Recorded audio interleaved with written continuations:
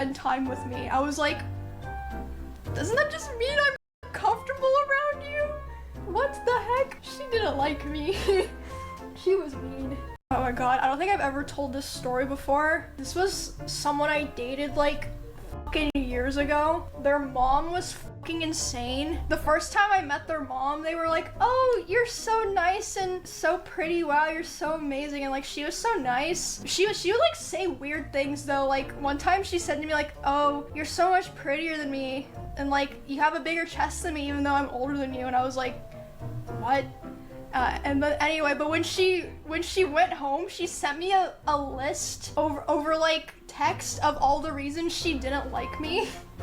And one of the reasons she listed for not liking me is that there was one day that I spent time with her and I wasn't wearing makeup. She was like, you didn't care enough to put on makeup to spend time with me. I was like, doesn't that just mean I'm comfortable around you? What the heck? She didn't like me. She was mean. Oh my god, I don't think I've ever told this story before.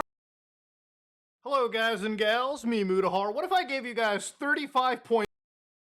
At this point, law enforcement, we're looking at $100 million stolen, guys. At this point, law enforcement hasn't actually MP. Every single agency is probably looking into this. There's even been against the software engineer, right? Anything about $1 million with legal transactions and sort of obfuscating some of this illegal money with legal transactions and sort of obfuscating the chain right there and then. I don't know how effective that's going to be because, again, we're looking at $100 million stolen, guys. At this point, law enforcement hasn't actually said anything about this. But the reality of it is that I'm sure the FBI, the RCMP, every single agency is Hello, wonderful person, this is Anton, and in this video, we're going to discuss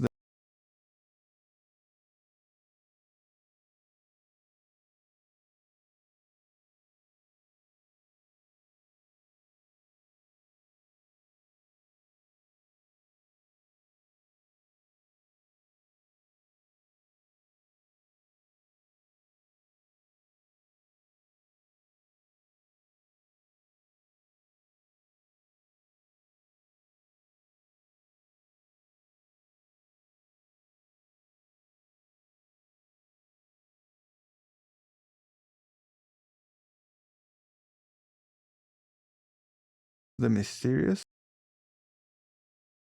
So apparently this streamer got caught for LARPing because, you know, he was claiming that he was living in a $275 million chateau. He's allegedly from one of the richest families in France. And that worked out fine until the Airbnb owners showed up. We got some people coming because, wait. And wanted their house back. Je vais couper le son vite fait comme ça. But I guess it works for now. So apparently this streamer got caught for LARPing because, you know, he was claiming that he was living in a $275 million chateau. He's allegedly from one of the richest families in France. And that worked out fine until the Airbnb owners showed up. We got some people coming because, wait. And wanted their house back. Je vais couper le son vite fait comme ça. But I guess it works for now. So apparently this streamer got caught for LARPing because, you know,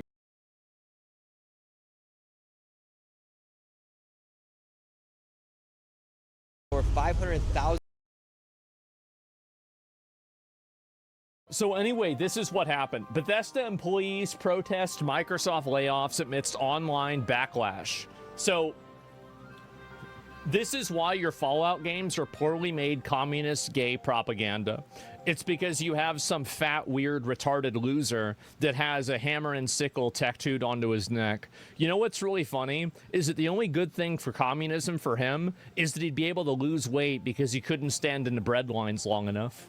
That's the only good thing that communism would help him with. Other than that, he'd probably be in front of a firing squad.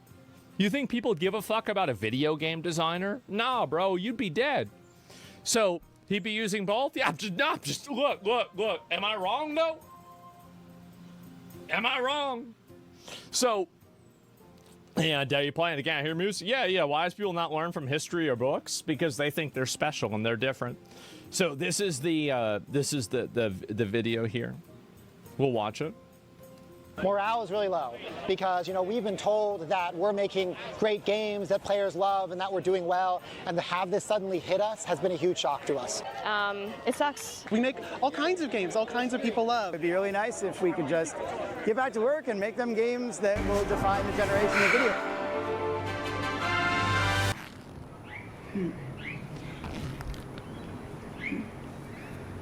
Hey, yo, what's going on there? What the f***? What's going on with your hands, huh?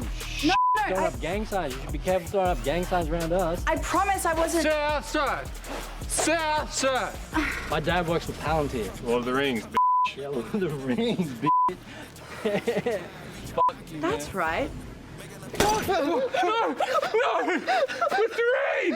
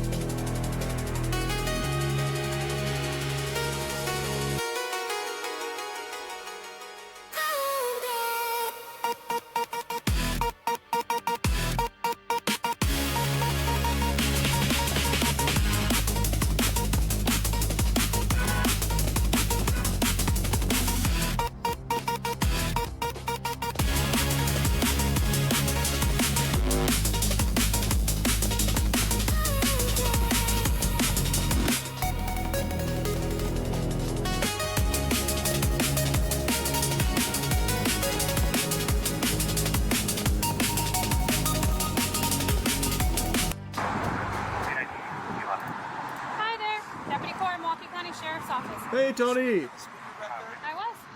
I didn't even know you guys said that, so sorry. All right. Reason for my stop today. He looks so giddy, greeting him with a big smile. That's sweet. Is this the full one? This seems like the full one, 28 minutes. But I thought it happened at night. I guess not. I didn't really look into the Tony Romo DUI. Yep. Reason for my stop today is the unsafe passing on the right, the lane deviation. Say it louder, I'm sorry. Unsafe passing on the right, cutting across the gore. Obviously, the gore? Yes. It's the marked area. Gotcha. Where are you coming from? Well, I live in Dallas, so I came in to visit Grandpa, so we're here. I'm going to do that. You ever heard of the pigskin? I throw it. You got the what? Used to. No biggie. Yeah. That's what it is when you cross it? Yep. Yes. I got Okay. what you're saying. And you were coming from Grandma and Grandpa? What did you say? It's really hard to hear you, dude. I can't hear you either. I'm Yeah, sorry. I know. We gotta basically yell at each other, I right? feel like I'm yelling at you. Okay. Well, all let's right. Where are you coming Here, how about this? We'll go up there. We'll get off the off ramp. We'll hang out at the Waffle House. We'll talk about it, and you'll see it's no biggie. The golf course. And I'm going to meet Grandma and Grandpa. Okay. All right. I'll take a driver's license from you. What a devious smile. What's your name? Deputy Court. He's so happy. I want to meet Grandma and Grandpa, and I passed the gore, which is the place you're talking about that we traveled over. I got it. Okay. All right. Hang tight for me. God, I hope he just punches it. Just fucking goes wild. I don't think that happens, though. I highly doubt How it. many drinks have you had? You're coming from a golf course? I played in the golf tournament in Wisconsin State Amateur. Okay. So it's like a USGA event. Okay. All right. Nice. I'm That's gonna run you through prestigious. some fields. What's that mean? Field sobriety test. Are you willing to take any field sobriety test? Call my lawyer, and I'm going to go to if that's okay. I'm sorry? Do you want me to, you got to take me through a field sobriety Yes. test You're right now? denying to step out of the vehicle pending fields? I'm just going to call my lawyer. Okay. Step out of the vehicle. I'm going to call my lawyer. No. Step out of the vehicle. Uh-oh. I'm not allowed to. Step out of the vehicle. So, what happened there with the body cam cut? Why did she instantly come back asking how many drinks he's had? Just because he said he was at golf? She assumed he was butt-chugging brewskis on the back nine or something? He doesn't really, I'm going to tell you, he doesn't really seem drunk to me. He just seems awkward. But maybe he is.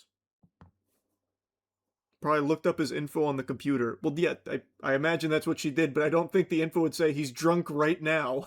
Like, I find that hard to believe. Unless she instantly went on the fucking 2 million flock cameras and just started, like, looking at all the ones around the golf course and seeing if he had any drinks. Like, I don't know. Probably just guessing. I guess. I mean, maybe he is. I don't know Tony Romo like that. Maybe she smells alcohol on his breath. Field sobriety test. I'm still allowed to call my lawyer, right? You're not. I'm not allowed Nope. to. Step out of the vehicle.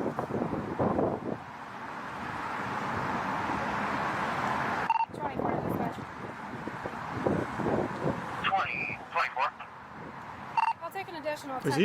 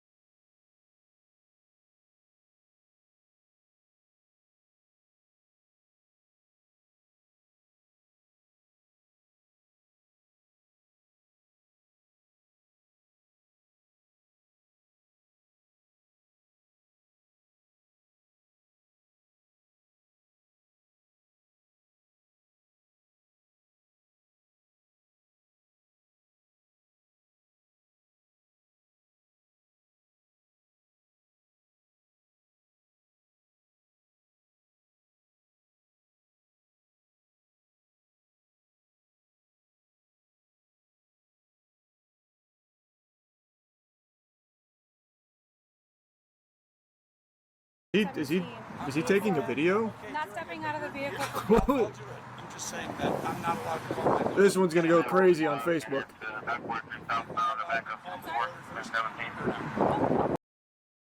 not allowed to. I'm not You are pending an OWI with investigation.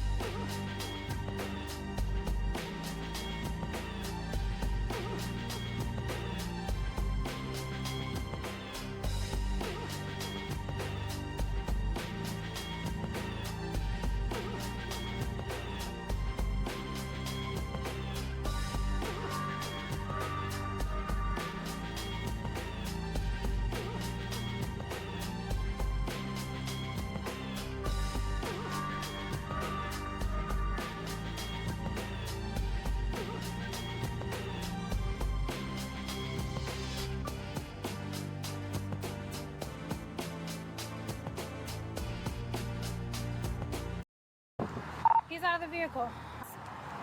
Damn, Your that right phone, I nipple's will making a grab big as well, appearance okay? right now. You're detained pending an OWI investigation. I've patted you down for any weapons. I would normally seat you on the passenger side. Due to it being so close to the concrete barrier, we're gonna go into traffic very carefully in the distress. Seriously? Yep. Why not this way? Because you're not able to fit. Tony, you can't. So What are you we're gonna gonna do? walk in the Grapple around the side there, bro? We're gonna go in the distress. And don't worry about your car. We're gonna get a helicopter with a giant magnet to pick it up. You in all the way? I'm in. Stretch it out. Stretch it out. Damn sciatica's flaring up. All right, sir. So the red glassy eyes, and then the odor of an intoxicating alcoholic beverage. Okay, so she's saying she could smell it. Okay. And then when my partner brought the backpack that you wanted, we basically do not an inventory, but I make sure that there's no guns in there. Exactly. And there were a few shooters in there that I observed. Yeah. Any of them drink? Okay. So. Any of them are drink, right? Okay. So based off of that, I'm going to run this to you. SFSD. Wait a minute. Okay. Wait a minute. So, Tony was kind of cooking there for a second. go ahead, dude. 2 back surgeries. He's doing his football warm-ups here. Okay. Okay. Hey, do you guys have a massage therapist here? Stretch out my quads. Get your sergeant down here, actually. All right. Let's get a Pilates class going. Do you want shoes on? What do you prefer? Whatever you want. Okay. I'm going to check your eyes. Please keep your I head don't. still. Yeah, probably shoes on, bro. You're in a Look at the stimulus parking garage or and something. Follow the movement of the stimulus Good with heavens. your eyes only. Alright. Let's go. I'm going to make a couple of passes, okay? Top of my pen. So what am I doing?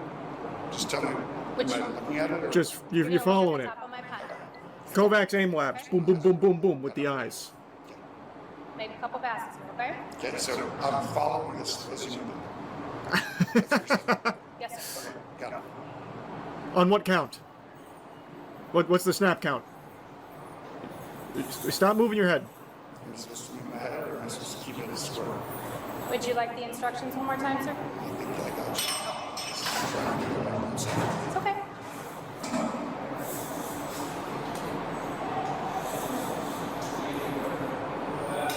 Gotta keep your head still, please.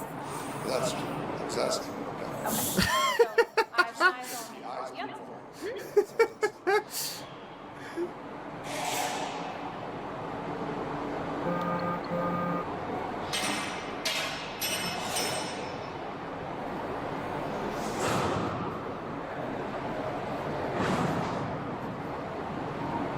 A little bit of head movement there, but it's a little windy.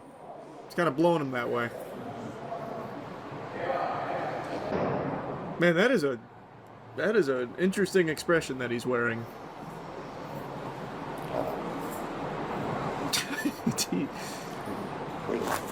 No, yeah. It's a 15-minute cutscene, Tony. Buckle your seatbelt, bro. It's a long one.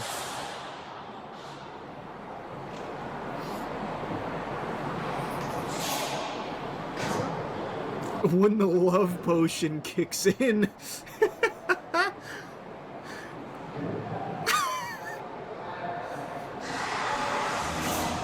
Are we doing another pass? Oh. Surely not, right? There's no way. No. Oh, wait. Yep. Nope. Yep. Pump faked. Hezzy Jimbo. She's calling an audible?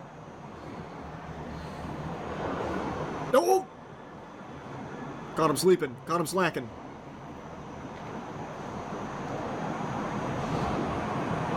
This is the longest pin-watching FST I've ever seen. Is she hypnotizing him? Even the other officer's like, are we done? What the fuck?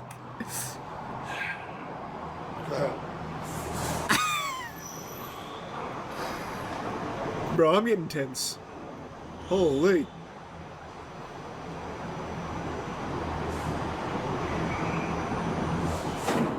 Still the top of my pen. Yeah, I'm still staring at it. Don't move your head. Eyes and eyes only, please, okay? Okay. Here it comes. Get ready. We're going up. Testing the controls here. It's Halo Combat Evolved.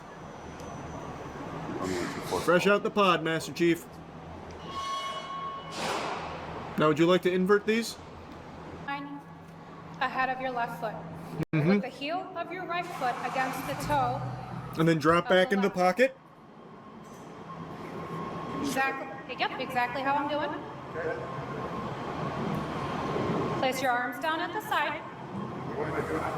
Maintain this position until I complete the instructions. Okay. So, maintain that position for me. Would you like me to start over? Yep, please, please. Okay, I'll start. Please. Yeah. So From the top, picture from the straight top. Run it back. Run it back. Okay. Take Yep. your left foot, put it on that line. Yep. Let me get one more time. Take Start your over. right foot, put it in front. Heel to toe touching. Place your arms down at the side. Maintain this position until I've completed the instructions. You can do not start to walk until you're told to do so. Okay. Do you understand the instructions so far? So put my left foot down, right foot in front, on the line, and then I'm going to wait for you. Correct? Yep. Why are you taking your shoes off, brother? Oh my god, that is disgusting. Oh my god, he's getting the piggies out. When I tell you to start, On a take disgusting 9 parking heel-to-toe steps garage. on the line, turn and take 9 heel-to-toe Oh steps my down lord. the line. I'm going to demonstrate by doing 3 steps. Okay? Pay attention, Tony. Keep your You will be front quizzed. foot on the line and turn by taking a series of small steps with the other foot. I will demonstrate it for you, okay?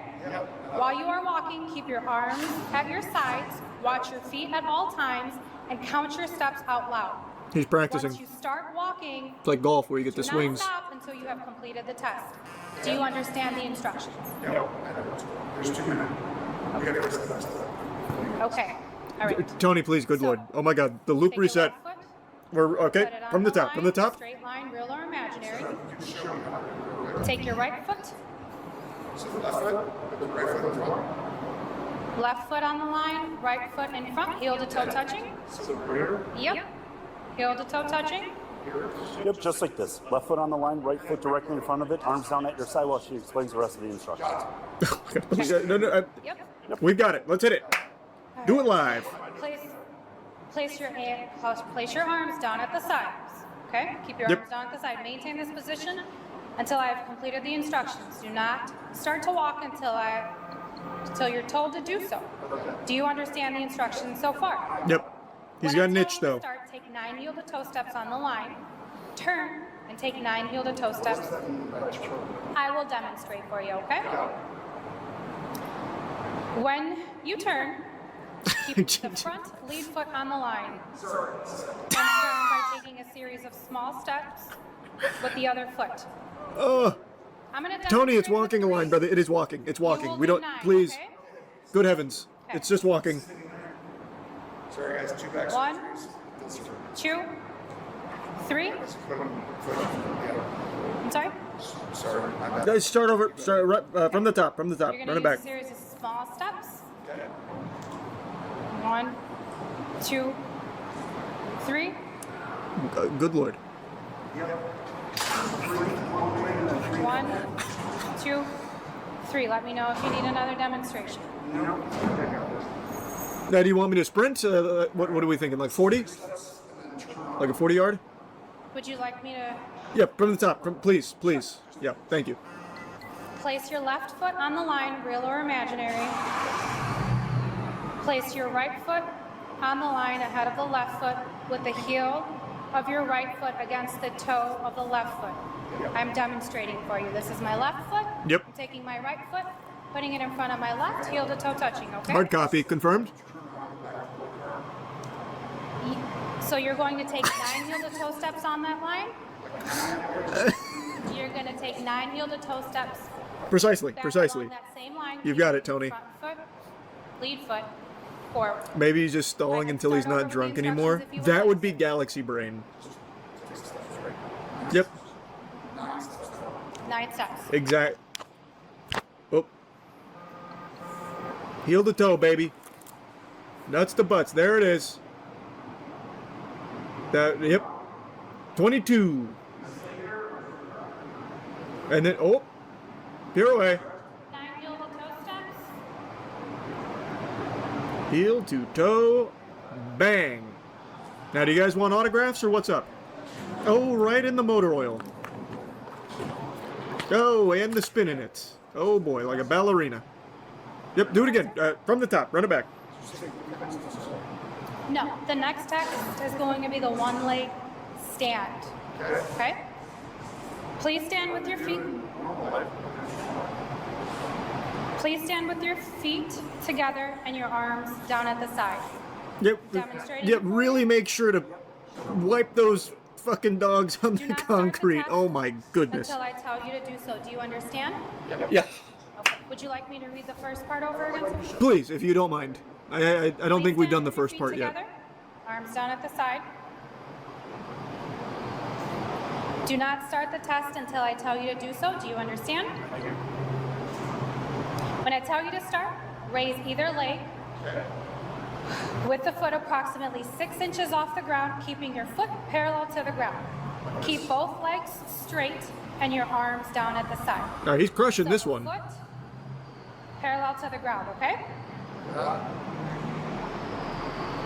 All right, keep both legs straight. Attaboy, the Zen Master has arrived. Count out loud in the following manner. 1001, 1002, 1003, and so on until you are told to stop. Keep your arms at your sides at all times and keep watching the raised foot. I'm going to demonstrate for you, okay? Would you be able to say the alphabet backwards? They don't do that anymore, right? Wasn't that was taken off?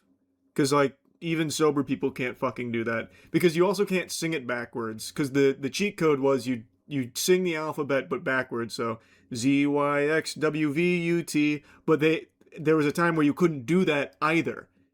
So like it was basically unwinnable. So I don't think they do that anymore. I haven't seen that one in years, like numerous years.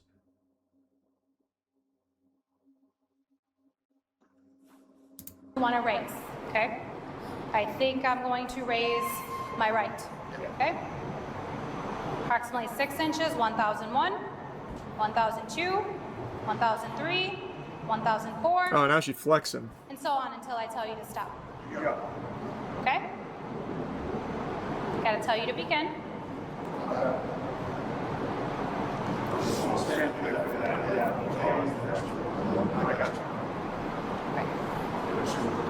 Do you understand? Yes. Okay. Which foot are you choosing to raise, sir? I'm trying to think about which one's stronger with all the actual relief I've done with all the back exercises, but I feel like I should probably go with the left, I would say. All right, left foot it is. Let's hit it. We'll go with the left. Okay. Nope, he's faking me out. All right, there it is. Okay. Nope. May I begin?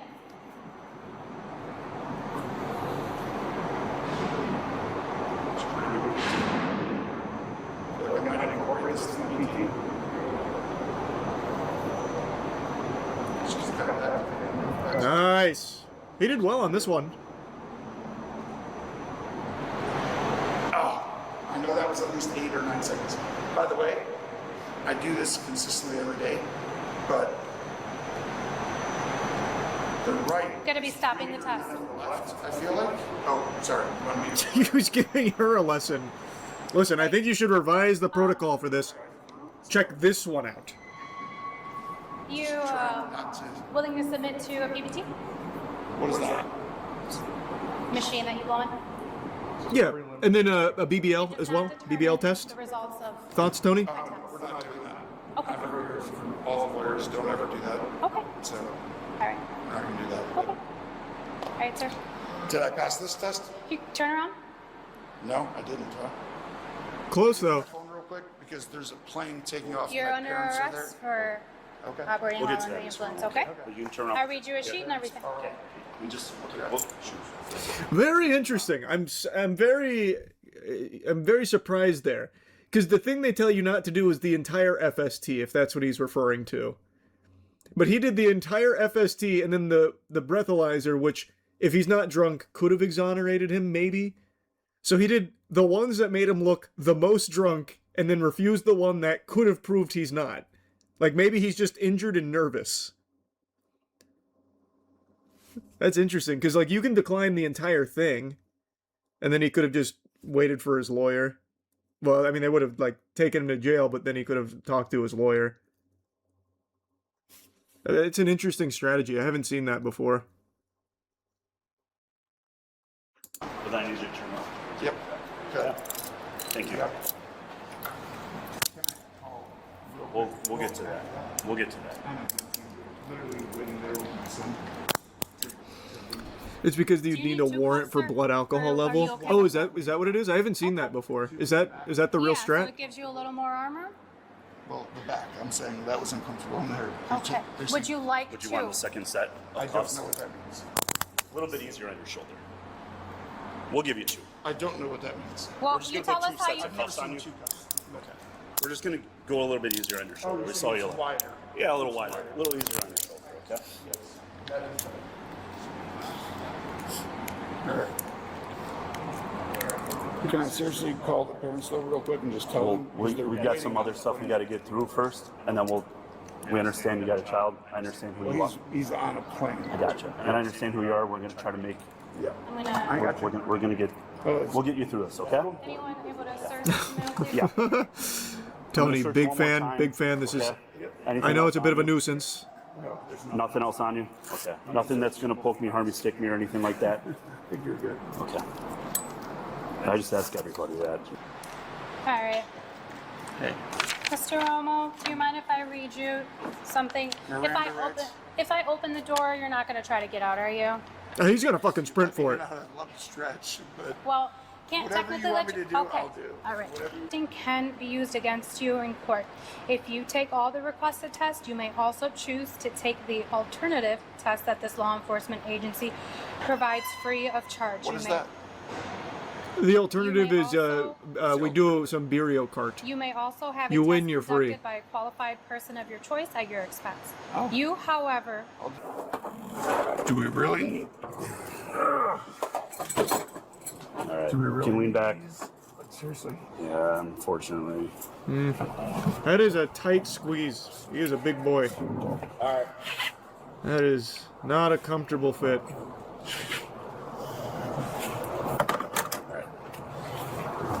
Won't be too much longer, okay? That was quite an adventure. What was the aftermath? I know he got charged with the OWI. But is it... I imagine it's still ongoing. That's cute. Jerry Jones, Cowboys owner, says, I love him. That's the first thing that comes up looking at the Tony Romo OWI. I'm not seeing any updates here. He sued and won $50 billion. Nice. That's a story. Was this recent? Bro, it was like a week ago, yeah. This body cam came out expeditiously. I said, Tony Romo on the body cam? Get that shit up now. I want that on my desk like pictures of Spider-Man. Oh, this is interesting. He was hit with a 4th citation on Monday for refusing to take a second breathalyzer test after the arrest. And apparently a defense attorney has flagged that as a potentially more serious thing. The refusal carries harsher penalties than the drunk driving. And then here's someone else saying, body cam footage shows Romo initially declining the initial breathalyzer test, saying he heard from all lawyers, don't ever do that. A criminal defense lawyer named Taylor Hart in Wisconsin, who was not associated, said that that is well within his rights to do and probably won't face any consequences for doing so. I also advise my clients to decline the preliminary breathalyzer test, Hart said. Well, it seems somewhat contentious, because here's another lawyer saying that it's a bad idea to refuse. Can you even drink at like these golf events that he was at? Because this was like an actual prestigious one. What was it again? I can't imagine they just let you drink throughout the tournament.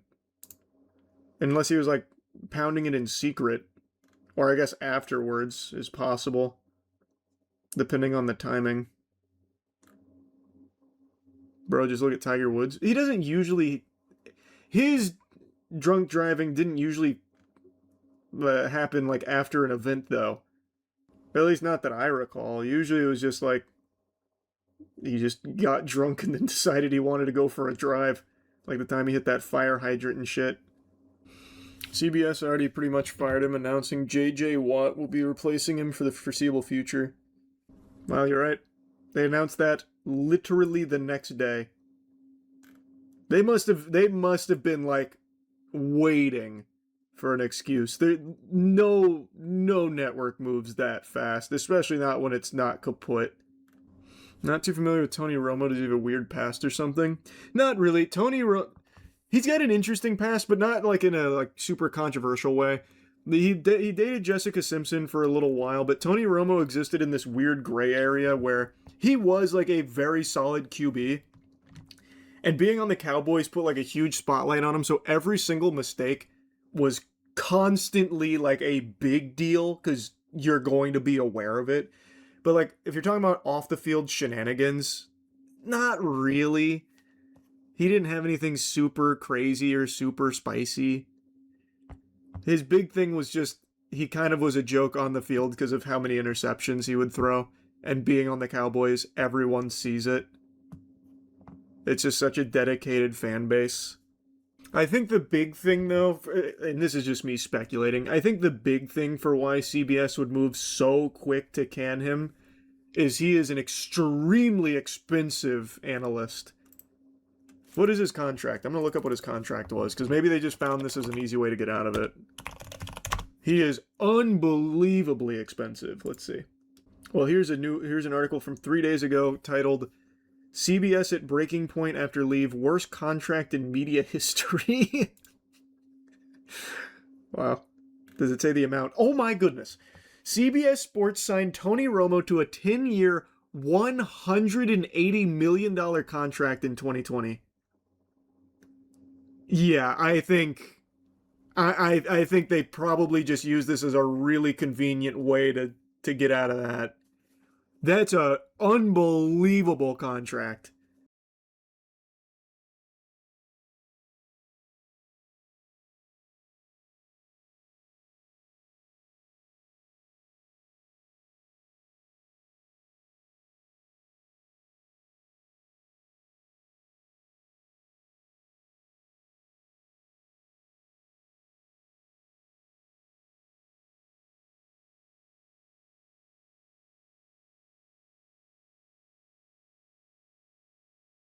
So anyway, this is what happened. Bethesda employees protest Microsoft layoffs amidst online backlash. So this is why your Fallout games are poorly made communist gay propaganda. It's because you have some fat, weird, retarded loser that has a hammer and sickle tattooed onto his neck. You know what's really funny is that the only good thing for communism for him is that he'd be able to lose weight because he couldn't stand in the bread lines long enough. That's the only good thing that communism would help him with. Other than that, he'd probably be in front of a firing squad. You think people give a fuck about a video game designer? Nah, bro, you'd be dead. So, he'd be using both? Yeah, just look. Am I wrong, though? Am I wrong? So, yeah, are you playing the game? Hear music? Yeah, wise people not learn from history or books? Because they think they're special and they're different. So this is the video here. We'll watch it. Morale is really low because, we've been told that we're making great games that players love and that we're doing well, and to have this suddenly hit us has been a huge shock to us. It sucks. We make all kinds of games, all kinds of people love. It'd be really nice if we could just get back to work and make them games that will define a generation of video gaming. I worked at ZeniMax for about 5 years. We are having a march and a rally to demand dignity and respect and an end to the cycle of layoffs. Asha, if you're listening to this, keep going. The pigs are squealing. The freaks are crying. And the golden age can be upon us. When I hear all of the junipers and these weird bald women with like 7 piercings crying about getting fired, this is like a multi-dimensional catharsis for me. Like, I can't even explain how amazing this is. An angel gets its wing. Like, yeah, when a juniper gets fired, an angel gets its wings. That's correct. And a Lilith gets fired.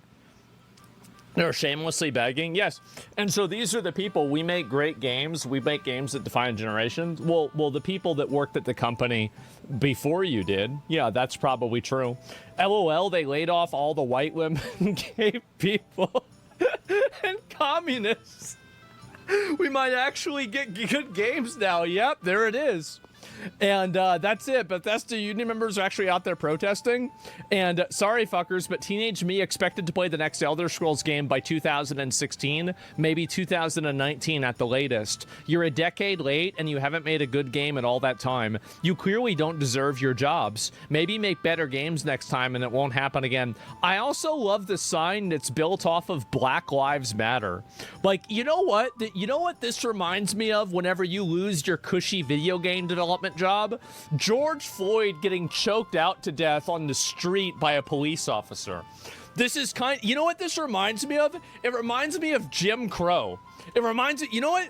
You know, whenever I have to actually go to work and do my job, you know what I think of? I think of slavery. I think of slavery of black people. What the fuck is wrong with these guys? What's wrong with them? Casuals blaming the fan base for the current game's current lack of success when the original devs had the same higher than average standards. Good enough sucks. Let's see this. The difference between good enough and awesome is so big, and I mean there's standard set by everyone here that, I mean, good enough sucks. We are the most cynical people. Like, we are the jaded crowd who, if a game doesn't entertain us in 5 minutes, we stop playing it. And so, do you remember what I said?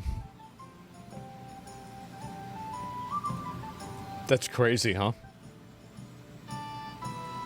so you can have all the great graphics and all the different characters and lots of different weapons with amazing effects, but if you don't nail that 30 seconds, you're not going to have a great game. That's right. The difference between good enough and awesome is so big, and I mean there's this It's just really that fucking simple. Obviously, those base lads don't work at the current studio. This is like looking through another universe. Yeah, this is, I'm telling you guys, like, you know what we were talking about? Like, Christopher Nolan was talking about how, you know, people were, like, looking at the walls that were built, and they were cyclopean walls because the current people of the time couldn't even imagine the Roman Empire. They couldn't even imagine this happening. Well, that's what's happening with video games right now. Okay? The making of Age of Empires 2, 1999. Yes. A completely different universe. When it first started the Look company, at that. I wanted a less corporate environment. And I envisioned a workplace that was something like when I used to get together with my friends. And after several of these, I remember mentioning my wife. If you see a guy like this and he's on the software development crew, everything's gonna be okay. Just breathe a sigh of relief. You're gonna be fine. Everything's, yeah, don't worry about it. Bring it up. Yeah, you know he's cooking. Exactly. Like, and yep, there's a, this is the guy. Right. He made Age of Empires 2. I believe that. This is another guy. He did the sound for Age of Empires 2. I believe that. 2 more people. Yep, I believe that. Absolutely. And then there's a guy right there. Let's see. Are there any more of these? Where's the part with Jeff Kaplan? I don't know. No, not Jeff Kaplan. Sorry. Greg Street. Jeff Kaplan wasn't here. He was somewhere in here. I don't know if he's in the whole video. But, yeah. These guys are they're the ones that made the good games, man. They are. Peak Chuds. Yeah. This was when the Chuds were in control, the game was good. When you have a bunch of weird retards that don't even know what gender they are, how the fuck do you think you can't even figure out what bathroom you're gonna go into? You can't even. I mean, you fail a coin flip. You're messing up a coin flip. Think about this, right? You can't even suss out a coin flip, and you think you're gonna be able to design a whole world? Fuck no. So many social issues. Yeah, really. And when are you gonna make a game? I don't want to make a game. I just want to complain about them. That's all I want to do. I don't want to make no game. I just want to complain about games. I'll complain about games all day. That's all I want to do. They can't even figure out how to design their own lore. I know that, man. Focus on the right things that are not ideologically captured. True. I know that, man. The early 2000s, basically any game you bought would give you a great time. Nah, that's not true. There's plenty of shit games back then, man. There's a survivorship bias that happens. And that's it. Quality assurance. Really, so this is a Juniper that worked in quality assurance and ZeniMax.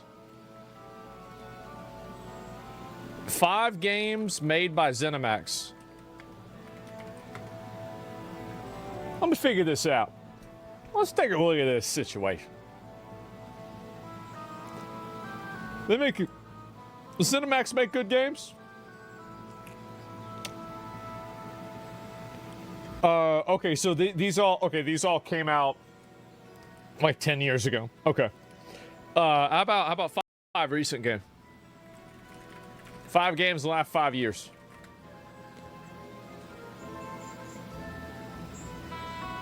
Have they even made 5 games? This is how many subscribers I had yesterday. We gained 50,000 subscribers in one day. And this is how many subscribers I have now. We lost 50,000 subscribers in one day. So what happened? Well, we got sub-botted. We actually got hit with one of the worst sub-botting, I guess you could call it attacks I've ever seen on YouTube. We got botted 50,000 subscribers in about an hour or so. And I can only assume that whoever sub-botted me, their intent was to try to get the channel banned. So I started yesterday just like any other day with like about 244,183 subscribers. Do not deserve any of the subscribers, by the way. I got completely lucky on YouTube. But when I was looking at my subscribers around the middle of the day, we had gained about like 30 subscribers or so. We were sitting somewhere around 244,209 subscribers. And so I went out to go to work, do some errands, whatever. And I came back home around 4:30 p.m. PST yesterday. And I had noticed, wow, okay, so we're sitting at right around somewhere around 245,000 subscribers now. So we had gained like 800 subscribers since I went to work and came back. And I was like, 800 subscribers in, just like 6 or 7 hours. Do not put that shit in the comments, guys.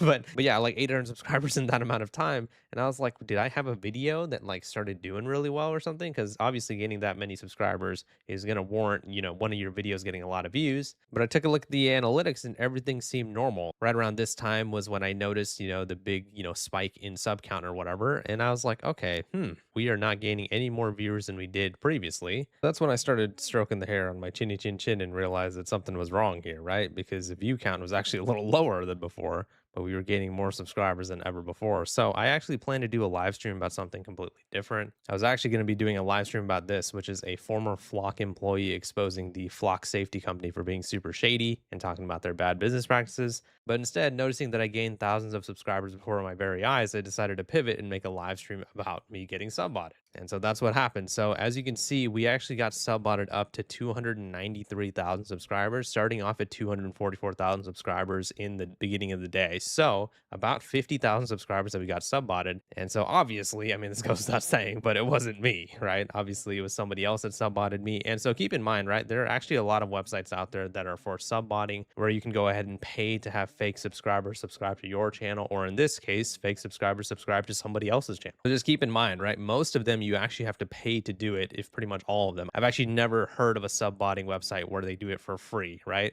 However, I would assume that the person who is doing this to my channel was actually doing it for a bad reason. I'm going to assume that they were actually trying to get the channel banned. Keep in mind that sub-botting is actually super against YouTube's policies. If they catch you sub-botting, you will actually have your channel terminated. This has been something that has been the thing for a while now. So as you can see with the rapid sub growth I was having, I was like low-key panicking because I was like, I hope YouTube doesn't think that it's me, right? And obviously, if somebody else subbots your channel, then you shouldn't get in trouble. But what the idea is and why I was feeling a little bit nervous is because we're talking about YouTube's AI moderation here. They're not exactly the most consistent in terms of how they moderate the website. Also, we have to remember the fact that I have been falsely banned on YouTube before. This is something that surprises people pretty much every single time that I bring it up. But yes, YouTube has actually banned my channel before, and they banned me for trying to hack my own channel. They claimed that I got hacked, and that's why they had to terminate my channel. But before they said that, they actually said that the reason that they banned me is because I was trying to encourage people to like commit crimes on the website, which is just absolutely insane. I mean, look at when this was, by the way. This is when Twitter was still Twitter. Good times. But yeah, they actually banned me and said that I was going ahead and promoting scams or promoting people to commit crimes. So over here it says content that encourages illegal activities or incites users to violate YouTube's guidelines is not allowed on YouTube. Made absolutely no sense. I never made any type of content like that. If anything, the only thing that I could think of on why they could have banned me was those videos that I used to make where it was like, don't search this search term on YouTube, where in fact it's hilarious because I'm actually telling other people not to do it. And I would show the search term myself, you know, so the nude and gore content I would actually be seeing instead of you guys. I would completely blur it out in the videos, whatever. But later, YouTube went ahead and backtracked. And then they said, okay, actually, that's not the reason why we banned you. We actually banned you because a hacker hacked your channel. And what the hacker did is they went ahead and hijacked your channel and uploaded a bunch of videos on your channel that you did not upload. So they asked me to report a hijacking form. And when they actually showed me which videos the quote unquote hacker uploaded on my channel, they were all videos that I had uploaded, and they were all videos criticizing YouTube. This was about YouTube sending out comment warnings, you know, if they feel like your comment is not good or whatever. This was, you know, a never search this search term on YouTube because it leads to nudity and whatever. This was me criticizing YouTube for demonetizing certain types of channels. And this was a guy getting hacked by like a crypto company or whatever.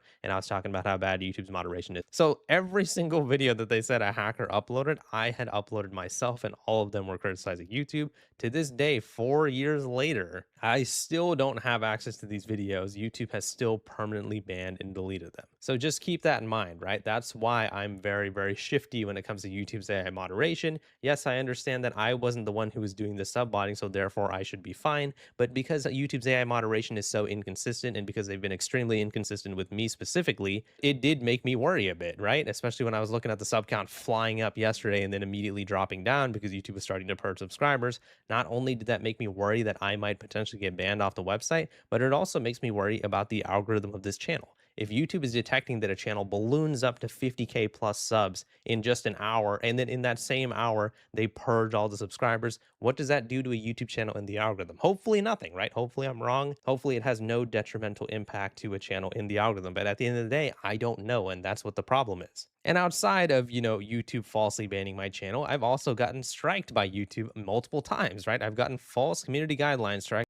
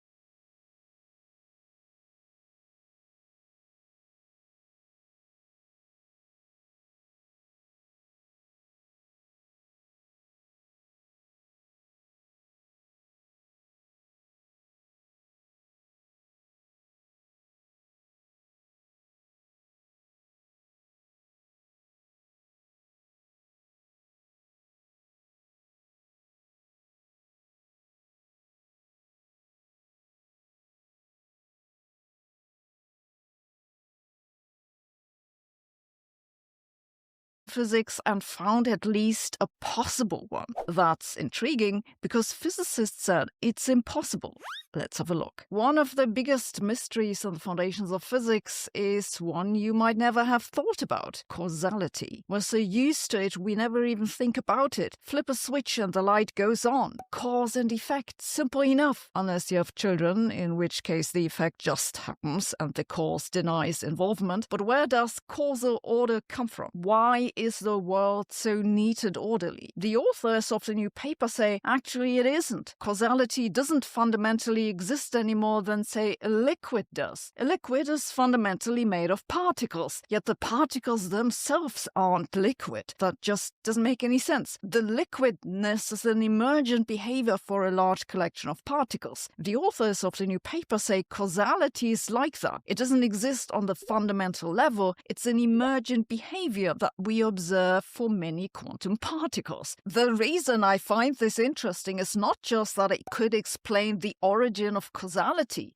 It's also that causality is one of the reasons why it's so difficult to combine quantum physics with gravity. Physicists have been looking for such a combination, a theory of quantum gravity, for almost a century. But the issue is that any such theory of quantum gravity is a quantum theory of space and time. This means that it must have superpositions of different space and time structures. But the space-time structure defines causality. This means that a theory of quantum gravity no longer has causality. It has what's been called an indefinite causal structure. You can't tell whether the switch turned on the light or the light flipped the switch, which doesn't just sound nuts, but it's hard to make sense of mathematically. The new idea of the authors could solve this problem, because you no longer have to combine quantum physics with gravity. Rather, both could come out of one deeper framework that has no definite causality. Actually, the idea isn't entirely new. It's just that until now we thought it had been proved to be impossible. The authors of the new paper now say, yes, it's actually possible. Their paper's very maths heavy, but it works with what they call a quantum box, or Q box for short. This is just any kind of quantum event that can possibly happen. You can think of it, for example, as an interaction of elementary particles. These quantum boxes are connected without any particular causal order, so you don't know which caused what.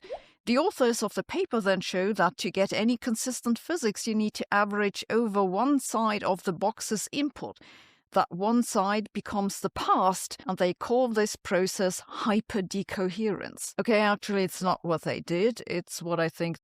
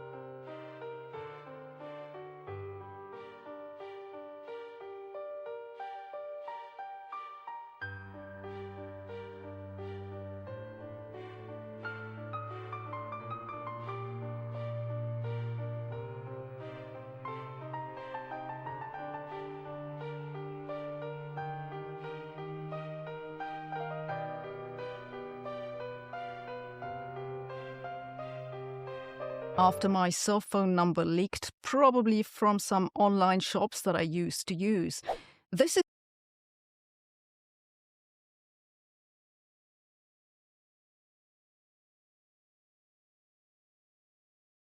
a physicist has created a mini-universe in the laboratory and tested the origin of time. This made big headlines a few weeks ago. I didn't intend to talk about this because most of the time the universe and the laboratory stories are nonsense, but when I looked at the paper, it was more interesting than I thought. Then I thought about it some more.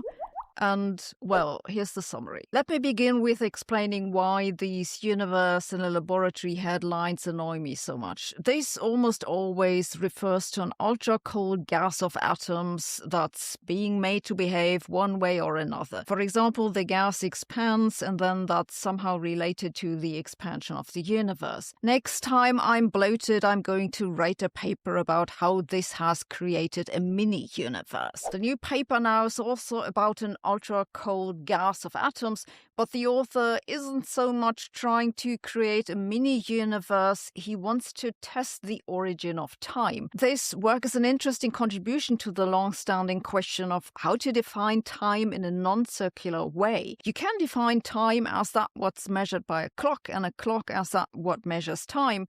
This is not wrong, but it defines neither clock nor time. Now, in Einstein's theory of general relativity, we do have a good definition of time. Time is a coordinate of the four-dimensional differentiable manifold that we live in, and we also have a proper definition for how to define the time that passes for an object in space-time. The problem is, as so often, that quantum physics ruins this, because we know that deep down, all objects are made of atoms and have quantum properties. But how do we define time for them? In quantum physics, time is not an observable. It just can't be calculated. This is known as the problem of time. One of the proposed solutions to this conundrum is to define time from a variable within the system, something about the relations between its parts. If you could do this, then time would be purely relational, an emergent derived quantity rather than, as in Einstein's theory, a fundamental property of the universe. Concretely, the author of the new paper used about 24,000 ultra-cold rubidium atoms in a trap created by electromagnetic fields and lasers. He split this cloud with a thin barrier of light into two parts. You can think of one part as the part that we observe, say the matter in the universe, and the other part as the environment that we don't observe. This could be, for example, tiny gravitational waves or something else that we usually don't account for. The atoms in the trap oscillate between the two parts, much like a ball will roll back and forth in a dip. Sometimes there are many atoms on one side, sometimes on the other. When the clouds of atoms increases on one side, the author interprets this as an expanding universe. It's an admirably efficient cosmology. No galaxies, no dark matter, just atoms moving left. The key point of the experiment is that you can define an internal time from measuring the entropy of the cloud of atoms on one side. He then shows that this internal time orders the observed events almost as well as laboratory time. This experiment therefore lends support to the idea that time is not fundamental, but emerges from interactions between parts of a system. Or, as the press release put it, scientist creates mini-universe to measure time without a clock. The problem with the idea is that the only thing this experiment shows is that if the number of atoms on one side increases, then so does the entropy suitably defined. How does this have to do anything with the thing that we measure with clocks?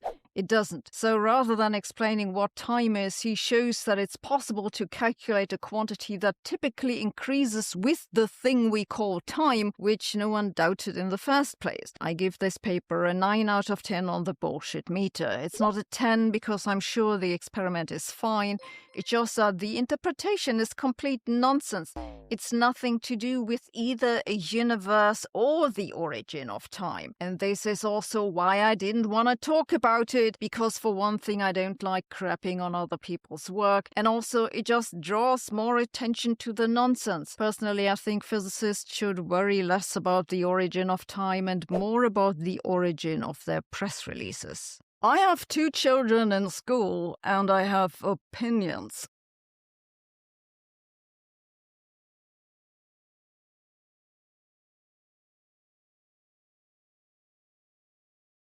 The mysterious Tabby star.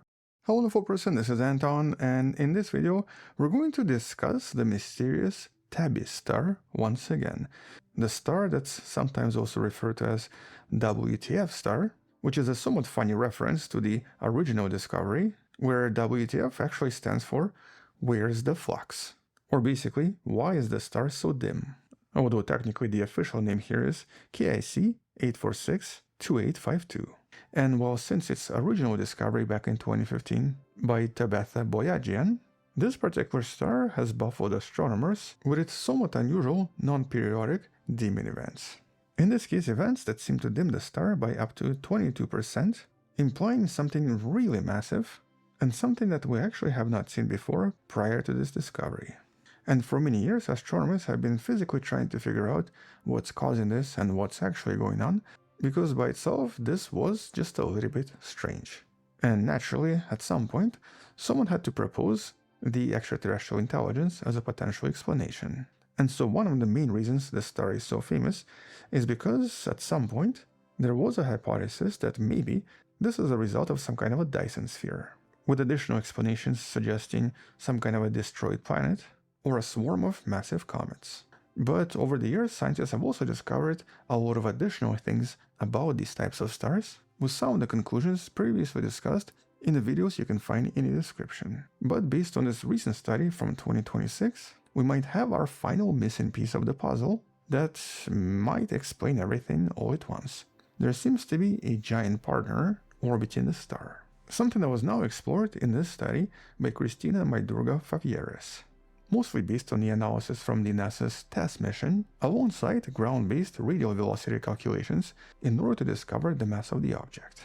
And here this is actually a really important observation because while the TESS telescope mostly showed us somewhat erratic asymmetric dips that were kind of difficult to explain and did not make a lot of sense at first, which is why a lot of scientists started to think it's Dyson spheres or massive comets, this recent data reveals something entirely different and something that was kind of previously difficult to establish.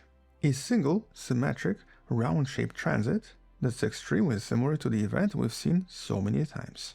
But to understand why this is a big deal and what this tells us about these objects, let's discuss exactly what was discovered and how it was found, and also discuss other similar stars where very similar dimming events have also been found.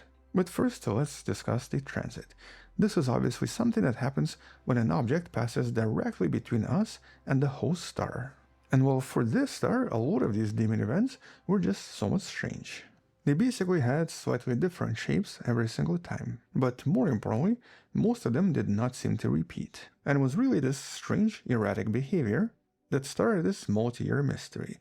But this new event, discovered by TESS, seems to have lasted 21 hours and was actually perfectly symmetrical, definitively showing us that whatever this was, it was caused by a spherical object, and an object that was solid and relatively large in size.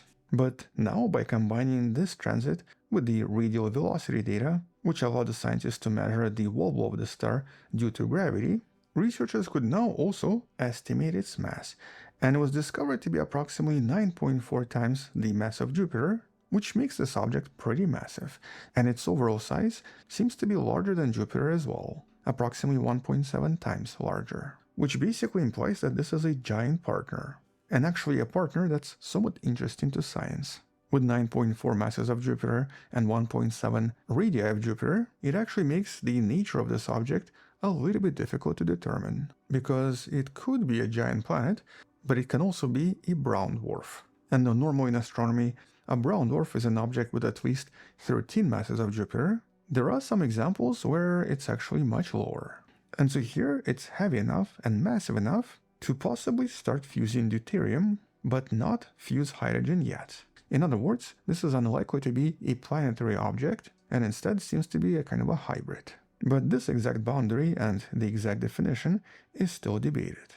Although at least based on its density, at 2.2 grams per centimeter cube, it does seem to resemble a massive gas giant a little bit more than a typical brown dwarf.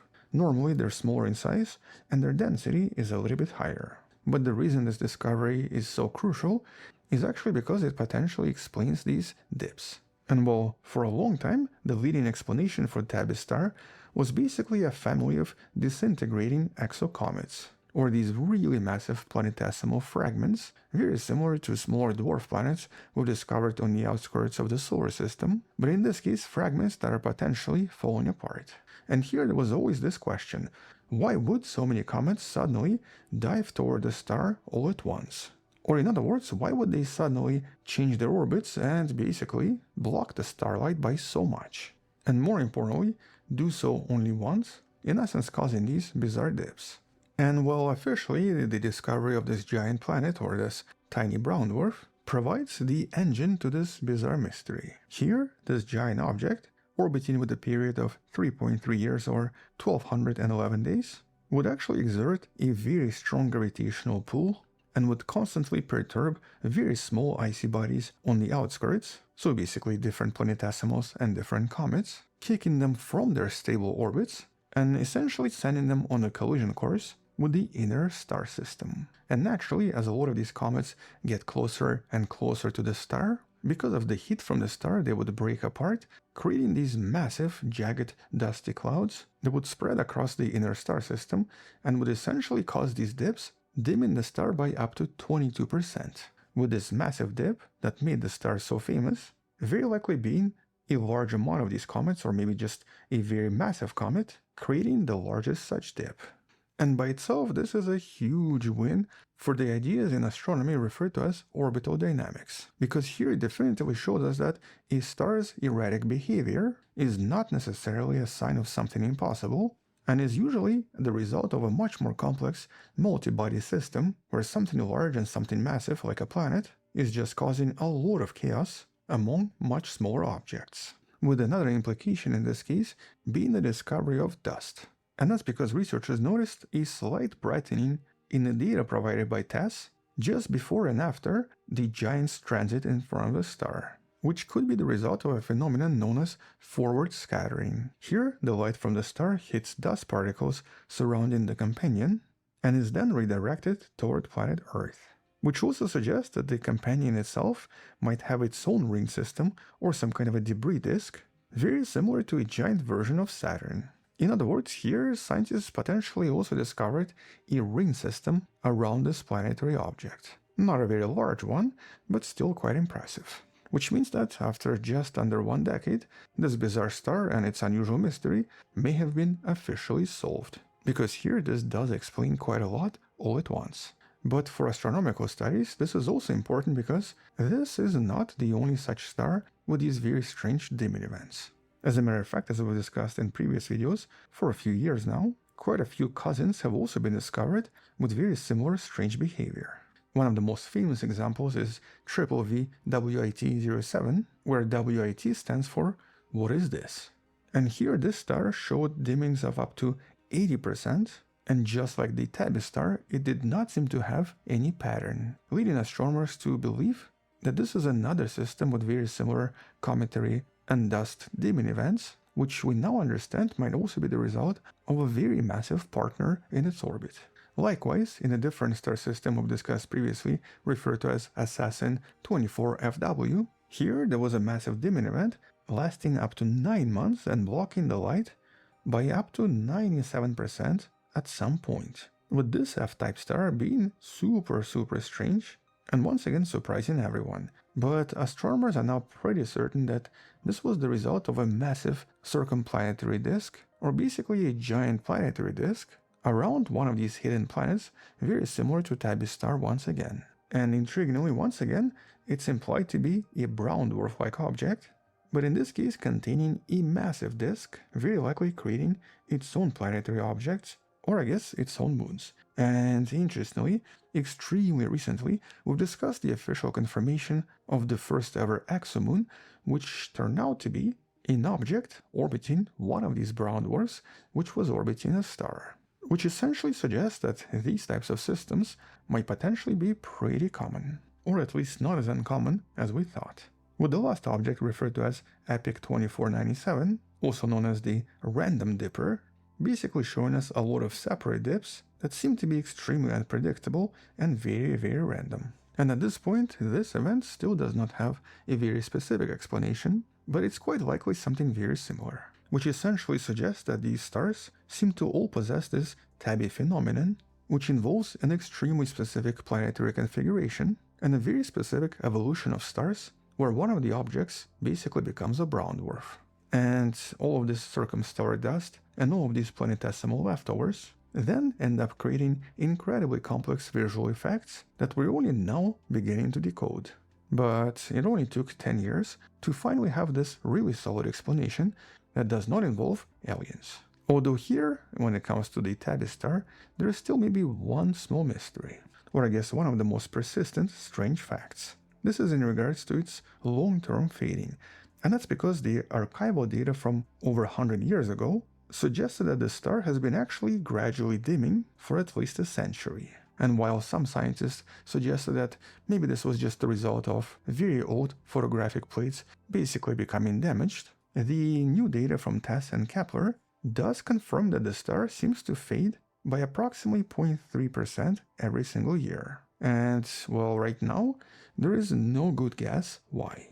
It doesn't seem to be caused by a single object, but might be caused by some kind of a large-scale dust structure that's slowly moving in front of the star from our perspective. Maybe the result of the destroyed moon or a planet, or a huge planetesimal that was basically just watched by this companion. And when we look at these dips through different filters, it does become obvious that the blue light is blocked more than the red light, which essentially confirms that it's most likely made out of fine dust. The same type of dust we find in the solar system that actually causes a phenomenon referred to as the zodiacal light.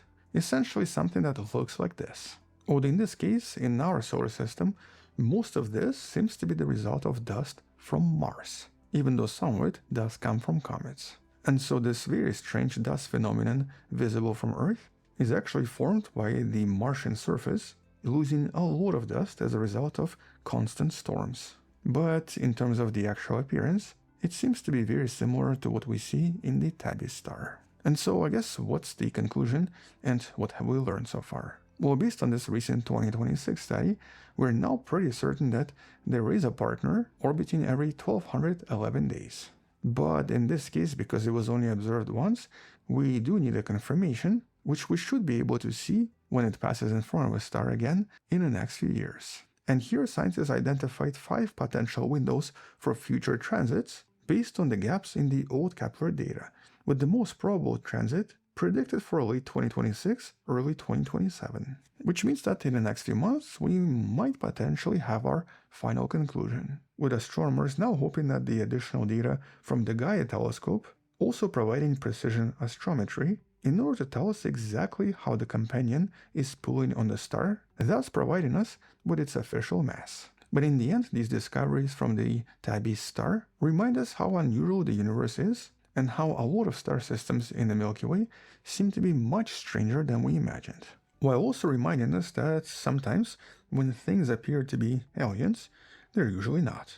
There's always a natural explanation that, though unusual, does eventually make sense. And in this case, it's basically a giant companion that seems to gravitationally bully the whole star system, creating a spectacular cosmic show that's visible to us on Earth from almost 1500 light years away.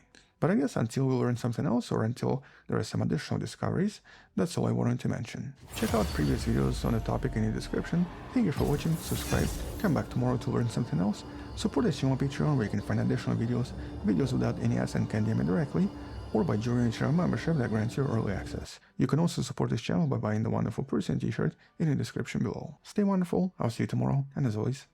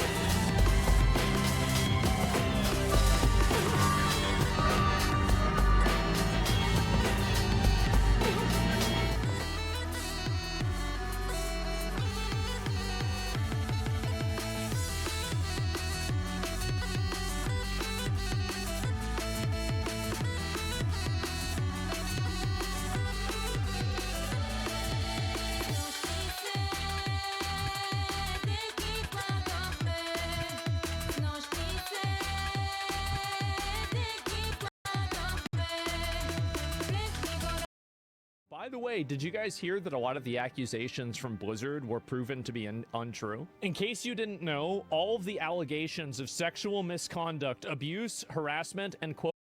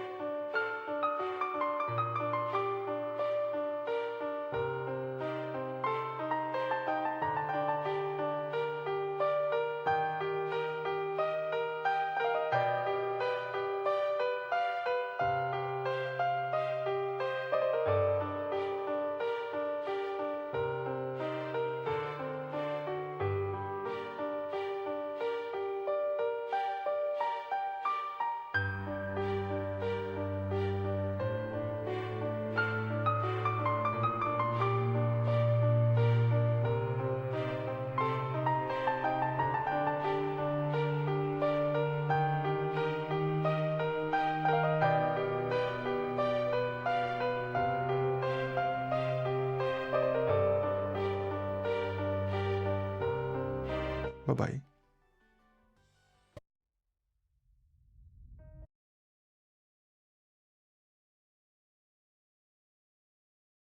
Thank you to Incogni for supporting PBS. We've spent the last decade listening to the vanishingly faint vibrations in the fabric of spacetime from black holes colliding across the universe. Now, hundreds of detections later, we finally thought we understood the story they were telling. But then we spotted something that should be impossible. A black hole smaller than known stellar astrophysics allows. A black hole that may have formed in the Big Bang itself. It may tell us something incredible about our universe, but also, equally importantly, about what this young field of gravitational wave astronomy has become.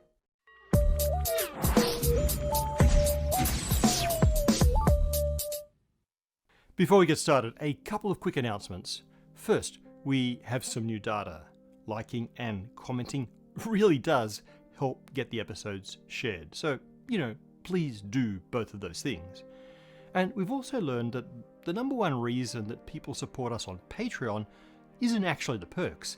It's simply 50 years and they're good. There's a link in the description if you'd like to join. This really would be a huge help. This month marks an incredible milestone. 50 years since humanity first landed on Mars.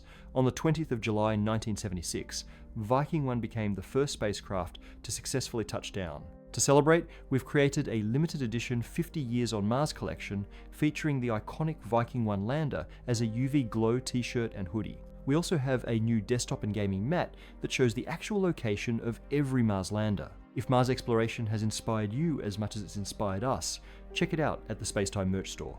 Now, onto the episode. 10 years ago, LIGO detected gravitational waves for the first time.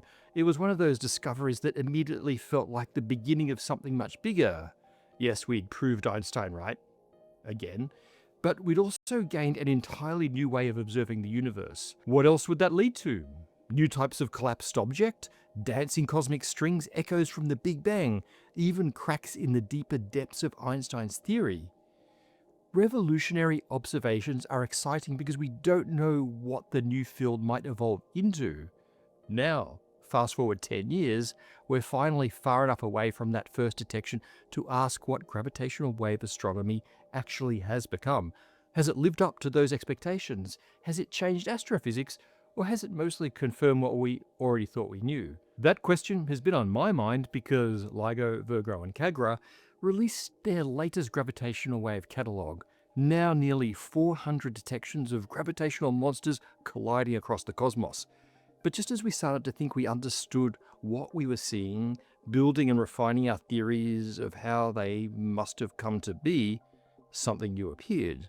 Now, it's only a candidate for now, but if it survives further analysis, it may contain a black hole that's lighter than anyone thought possible. A black hole that could not have formed from a star. It's not confirmed, but people are paying attention, and we'll come back to it. Now, the first gravitational wave detection was a huge headline, and shortly thereafter, a Nobel Prize. Fair enough. The Laser Interferometer Gravitational Wave Observatory and its cousins are, after all, miracles of human ingenuity and chutzpah. The kilometre-scale vacuum systems, the mirrors isolated from vibrations smaller than the width of an atomic nucleus, sensitivity improving one observing run at a time until esoteric tricks of quantum optics push the fundamental limits of measurement. Thousands of scientists and engineers working together for decades to measure distortions of spacetime of only about 1 part in 10 to the power of 21. BorovEUW and then CAGRA joined the two LIGO detectors to improve our ability to localize sources on the sky. An ecosystem of fast response traditional observatories made ready to follow up gravitational wave hits. So much work by so many people, even before the first detection of black holes colliding 1 billion light years away. But then something more interesting happened. LIGO and its partners got to work. We've since watched space-time wobbles many hundreds of times and have now confirmed nearly 400 mergers of black holes with a few neutron stars in the mix. We quietly built something far more powerful than any one measurement of black hole mergers. We built a catalogue. And in that catalogue lies a pattern, and in that pattern we can infer a universe. An interesting thing about every successful observatory is that it eventually fades away.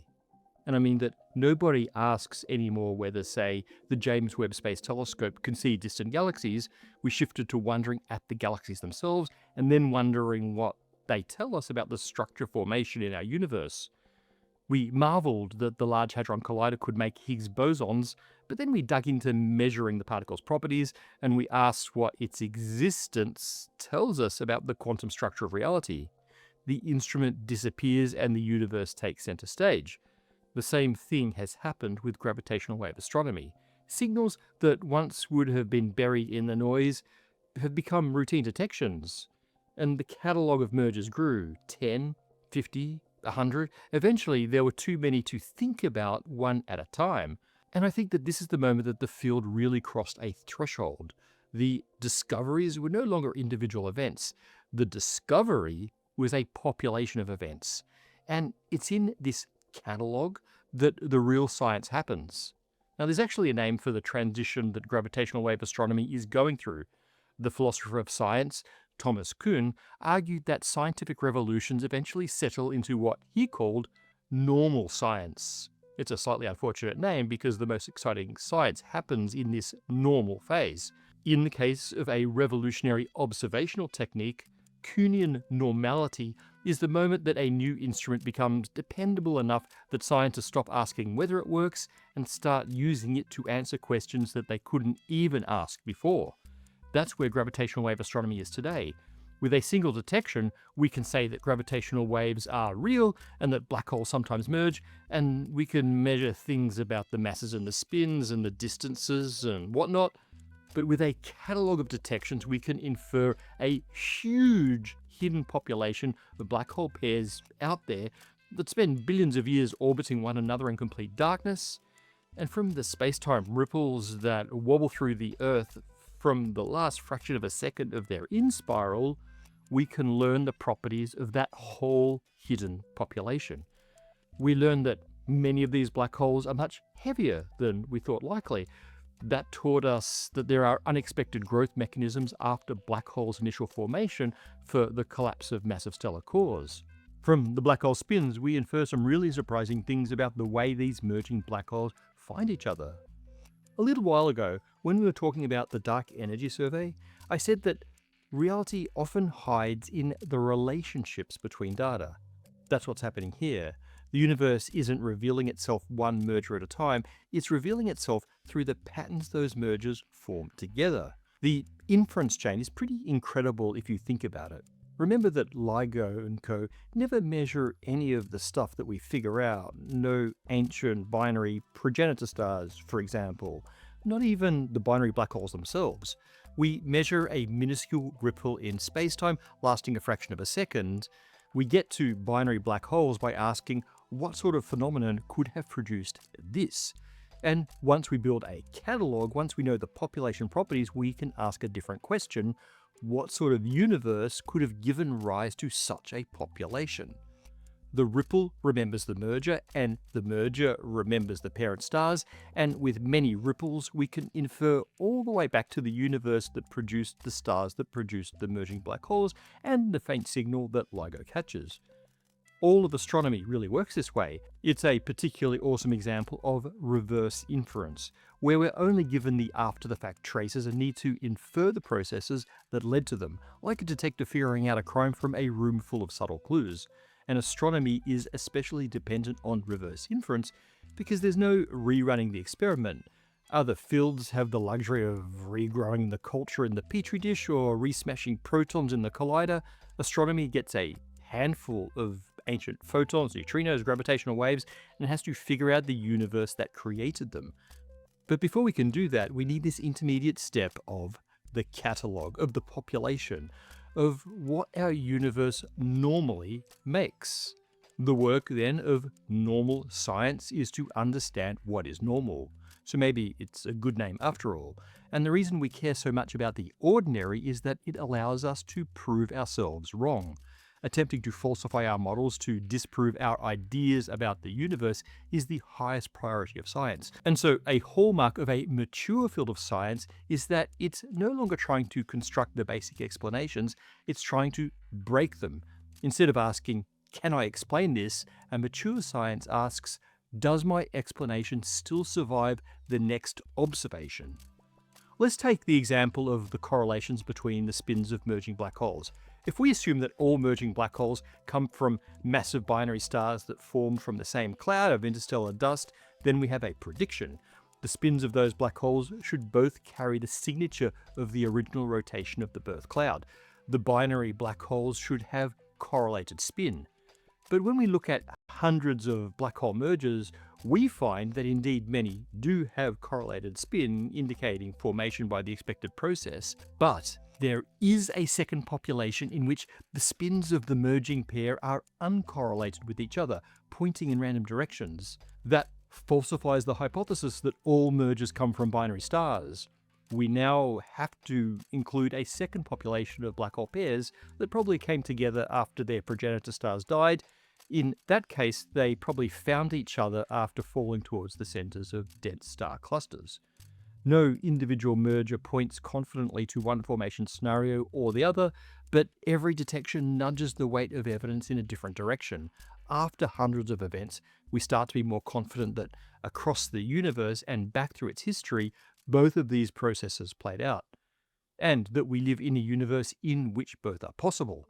The growing catalogue also hints that many black holes are a bit too massive and spinning a bit too rapidly and with spins a bit too aligned for either of those scenarios, allowing us to motivate another formation scenario. Some black holes probably sink into the dense gas disks surrounding active supermassive black holes in galaxy centers. There, the gas can shepherd them together, allowing repeated mergers that naturally produce unusually massive, rapidly rotating black holes. This is still just a hypothesis, but it's one that's increasingly consistent with the growing population of LIGO detections. But again, the evidence is only in the population, not in any one observation. This is why gravitational wave astronomy is rapidly evolving into a mature science. The individual discoveries are less important than the broader statistical picture. The universe leaves its most telling traces of its past in statistics, not in objects. A mature science interrogates those statistics to interrogate the models of the universe that might explain them, and to eliminate the models that fail to do so. A mature science is in the business of eliminating explanations until gradually the picture that remains looks like the universe that we actually live in. Which brings us back to that one curious signal of the impossibly light black hole. We don't directly measure the masses of each black hole. Instead, we measure a particular combination of the two masses, the chirp mass. So, on November the 12th last year, both LIGO detectors and Virgo quivered under an exceptionally faint space-time ripple that suggested an extraordinarily low chirp mass. If confirmed, it's very likely that at least one of these objects has less than the mass of the Sun. Such objects should be impossible by the established models of black hole formation. A dead stellar core of less than 1 times the mass of the Sun collapses, but it doesn't collapse into a black hole. It forms a white dwarf. But above the Chandrasekhar mass of 1.4 solar masses, it becomes a neutron star, and only above 3 or so times the Sun's mass can a dead stellar core collapse into a black hole. Now, white dwarfs just aren't compact enough to produce a LIGO signal on merger, but neutron stars and black holes simply can't form at such a low mass, at least not via stellar evolution. But why did the field have to be mature in order to spot this thing? Well, imagine the very first LIGO signal had indicated a sub-solar mass black hole merger. What would we have concluded? Well, probably that our instrument or our analysis method was flawed. We would have spent months or years tweaking and recalibrating and hoping to catch another. Instead, this apparently tiny black hole merger came a decade in when we knew that LIGO reliably finds and measures appropriately large masses for its black hole mergers. We know the instrument and the analysis work. So now, rather than stressing that we messed up, we get to move forward with the science. LIGO has told us what is ordinary, and black hole pairs of 3 to 50 solar masses are routine. Those are consistent with black holes formed in the collapse of the dead cores of massive stars, but a subsolar mass black hole is not consistent with this picture. If confirmed, it will falsify the hypothesis that all merging black holes come from stars.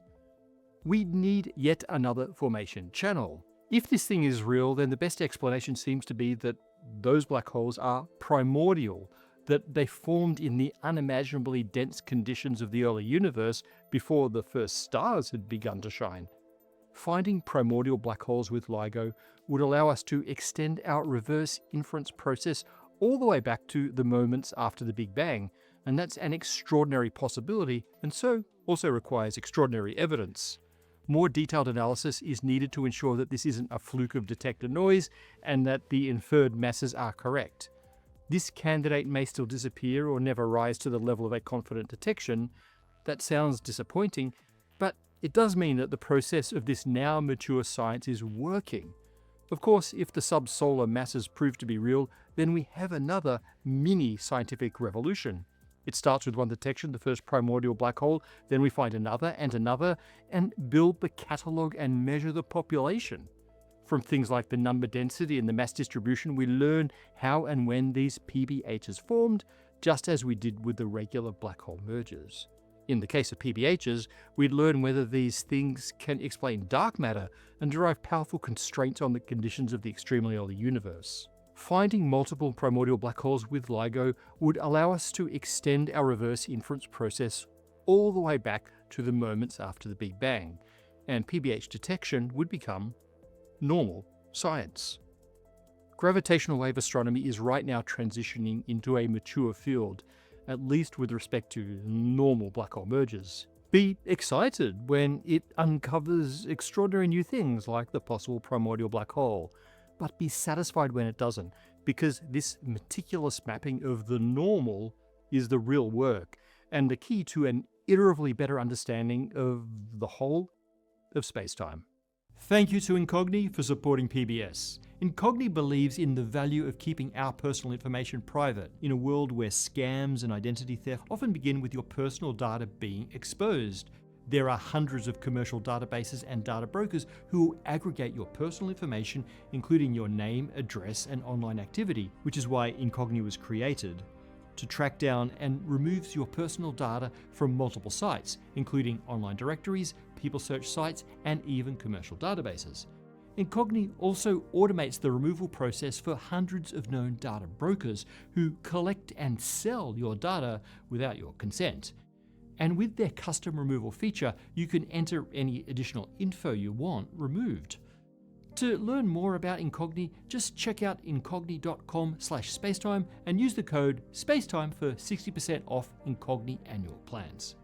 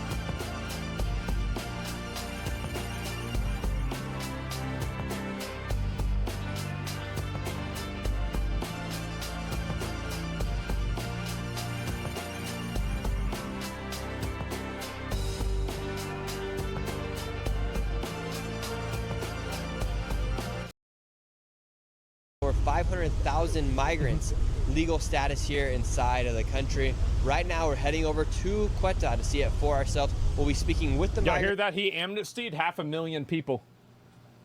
Oh, I wonder why they're showing up. Damn, bro. Nobody can figure it out. Themselves with the Spaniards, and we'll even be going to the border to see what actually happened here inside this town. And right now, if you are not subscribed to the channel, we're so close to 2 million subscribers. That's a lot of Go ahead, subscribers. hit that subscribe button, give this video a like, and now let's see what is actually happening. Here we go. Now to start, I met up with citizen vigilante by the name Mancia, who saw and predicted that the migrants were coming just days before. And now let's go see what is happening. He knew We've it was gonna arrived happen. now, and we're here with Mancia. Mancia's from here in Spain. Right now we have a group of men right here. Look, they're covering up their faces. Eres de Morocco? You from Morocco? We're not ¿Por qué robbers. vinieron aquí a España? No hablar mucho. Trabajo. Trabajando, no carteles, no ladrones. Cruzaste nadando. Nadando. Okay. These people don't want to leave. They want to go to Europe. They want to go to Spain. So that's This is their a mission checkpoint for them. here. That's why they crossed by swimming. Yeah. On July 31st was the day when quite literally 60,000 people came across. And right now, a lot of those young men have returned back to... What's he doing? Morocco, but now you just have groups of these men walking around this town. Just like this one right here. These groups are creating insecurity. The military are here as well. The military. Holy He said... You know what one of the craziest things to me about these people is that like they don't fucking do anything. Like they don't do any, like there's not like, but whenever I'm not, I would just get bored sitting there. It's like they're NPCs. They just sit on their fucking ass all day doing fucking nothing. Like, don't you get bored? Like, he said, this is Morocco. You know what it's like? It's like Avowed. Remember how somebody said that like the NPCs in Avowed don't even do anything, they just stand there all day? Said this is Morocco because they think this is Morocco, but Spain, this has been Spanish since 400 years. 400 years before Morocco got his independence. So Spain's become Morocco, initially became a Spanish colony in 1580. 1580. That was a long time ago. It doesn't make any sense, but still they say this is Morocco. Is this the first stop for most migrants to head up into the rest of Europe? Yes, this is the main door, the main gate. Colonies existed, yeah. And right now we're heading to the border. Here we go. We've made it here to the border, and a lot of these migrants are actually now going back to Morocco. So for instance, right here we have a group of Moroccans that are now going back to Morocco. So right here is where they all came into the country, and right now, this is the scene of the crime. To Morocco. That's where it was. Look at that. See? Now there are still thousands upon thousands of migrants out inside the city, and we'll be finding them in just a moment. However, what the fuck, bro? Like, is he really just like, dude? Oh my god! And it's a bunch of look at next to the look at these. Oh my god! Wow. The moment, however, it's super important for you guys to understand exactly what happened at the border. So this is the border right now. We do have some people that were turning themselves in, and now they're saying just go back to Morocco. And it looks like you guys do have some floaties out now to stop people from coming in. Were those there before? The thing is, I don't understand why they didn't put these. Those are the same thing. They had those at Chuck E. Cheese. I remember that. Before when this started. Why now? You guys ever been to Chuck E. Cheese? That's my question. Do you think it was coordinated to let them all come in that day? Of course it's coordinated, because I cannot imagine a country like Morocco, which is investing heavily in cybersecurity, in military, how these people can get out of control in this country. Yeah, they let them do it. It's unbelievable. Nobody can believe this is not coordinated. You guys are going back to Morocco? Yeah. ¿Cuándo viniste aquí? Ask them why they came here and what's the situation like in Morocco. They came thinking that they will have work and food here, and there is not, so they go back. How come everyone came in flip-flops? ¿Por qué todos vinieron aquí en chanclas? Viva Harraga! Viva Harraga! What was it like the day everyone started coming? Who the fuck is Haraga? Who the fuck? Who's Haraga?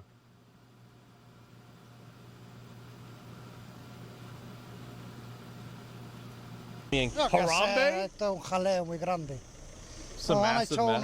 un alboroto total. So now we have another person going back to Morocco. When everyone came through, they actually closed down all the shops because they were afraid all the towns were about to get looted. So when all the migrants came over here, they thought they were going to get food, they were going to try to get jobs, but all the stores were closed. Everyone just came through the border. They swam from the Moroccan side. Those floaties weren't there at the time, so they all just swam in or walked across the border here. You think the floaties are really going to make a difference? These rocks. You can. Someone crossing. So right now you have a group of people trying to swim in right now, and then you also have people being taken. Dude, So right- dude, what is this? Oh my God. This is it's just happening, man. Now you have a group of people trying to swim in right now, and then you also have people being taken. Look at all the shit back into everywhere. Morocco. Look at the garbage. The Spanish police. Ugh. While people are actively trying to swim into Spain right now, you actually have them also sending the people back to Morocco at the same time. Looks like you have the Navy out here. Where were they Look at at all the money day when they're everyone came spending on through? that. They came the day after this ship in order to provide support. And how did you know that people were going to start crossing into Spain the day that they did? Because you came all the way from Madrid. Yeah, I came all the way over from Madrid by car because from Monday I started to see in the news that a little amount of people was doing that, but not at this dimension. It started slowly and then got completely out of hands. And so you saw it ahead of time, but the military and the police didn't. Correct. That's a good point. I didn't. Nah, bro. Like, you think they didn't know this was gonna happen? Are you kidding me? The military, like, you really think that he figured this out before the police did? Come on, dude. They let it happen. He's gassing them up. Yeah, sure, but like, I mean, Didn't think they knew about that, but yes. So you think they could have done something to stop this? Yeah, they could did something beforehand. For sure. That's why all the Spanish people think that this was kind of coordinated. As we get away from the border, people are still in floaties coming across.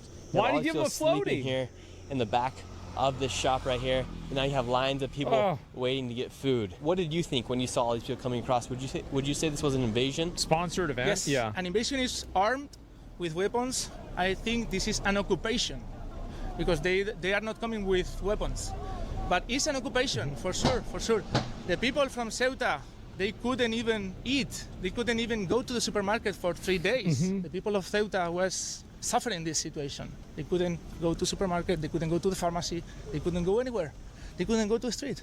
Wow. There's a lot of security, a lot of big groups of guys hanging out in the street. And now we're coming upon a big group of men, and there's no woman. I haven't seen a single woman going back. That's crazy. Coming. 1%, What are the odds of that? 1% was woman. So here's everyone coming in right now. Looks like they're opening up shops for people to come in and get some food. Is everyone from Morocco? Holy shit, man. Oh my God.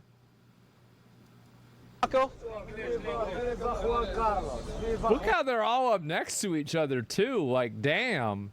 That's the shit they do in India.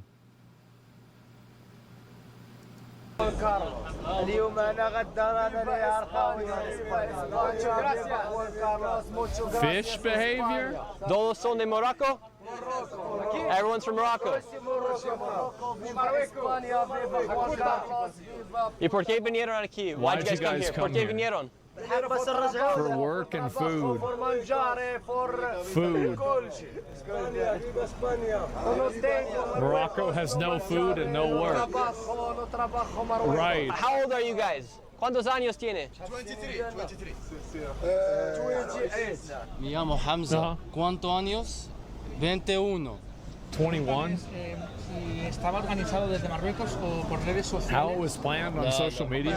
TikTok. The Moroccans let them in there? The police in Morocco, they told them to come. Right now we have this young kid translating for us. We just asked them if they came through because of social media and TikTok, and they just said that the Moroccan police let them in. Why'd you come here to Spain? ¿Por qué vinieron aquí a España? Porque no tengo vives a Marruecos. ¿Y por qué? Why? Porque no tengo vives, no tengo trabajo. No work, no money. No tengo dinero.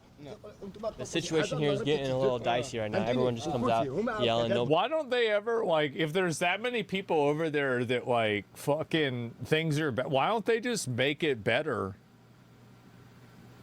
Because, like, I think I understand what the problem is. Because, like, if all these guys do is just stand around all day, I think that's the problem. Because y'all not doing anything. Forehead, true, yeah. True, like, I mean, because they just ain't doing shit. Corrupt governments? Oh, right. Nobody really knows what language. It's the government's fault. Spanish. They're speaking. It's not their fault. It's the government. Moroccan. Amigo, gracias, muchas gracias. Ahora a Londres, ¿dónde vas? Amigo, Marruecos. Europa. Para Europa. Europa. Todo ¿Qué Europa. parte? Nosotros todo Europa. Hasta, te digo yo, hasta Rumanía. Rusia. To Russia. Necesita mano obra barata. You need cheap work in Derechos Morocco. humanos. No hay Marruecos. No hay There are no derechos humanos. human No. rights in Pues vamos Morocco. a buscarlo. Hasta en China. Derechos humanos. So here you have a group of them that all came through from Morocco. Where are you guys going now? Paris, Londres. Madrid and Barcelona. Almania, Bruxelles, Belgica. Coming to a city near you. This is it. You got Mr. Sideways Hat. He's going to be showing up in Brussels. That's right. It's a world tour. I love you. You guys excited? And how old are you guys? Got any excited Germans here? He's 28, 21. ¿Por qué mujeres no vinieron aquí? Why the women? Women are in the house. All these men right here, not a Yeah. single woman in sight. He said something about woman in Islam. What does Islam think about women? Yeah. Dude. He was saying that Islam says that women must be kept at home. So they leave all their wives back in their country where there's no money, no jobs, no food, but then they come here all by themselves? Correct.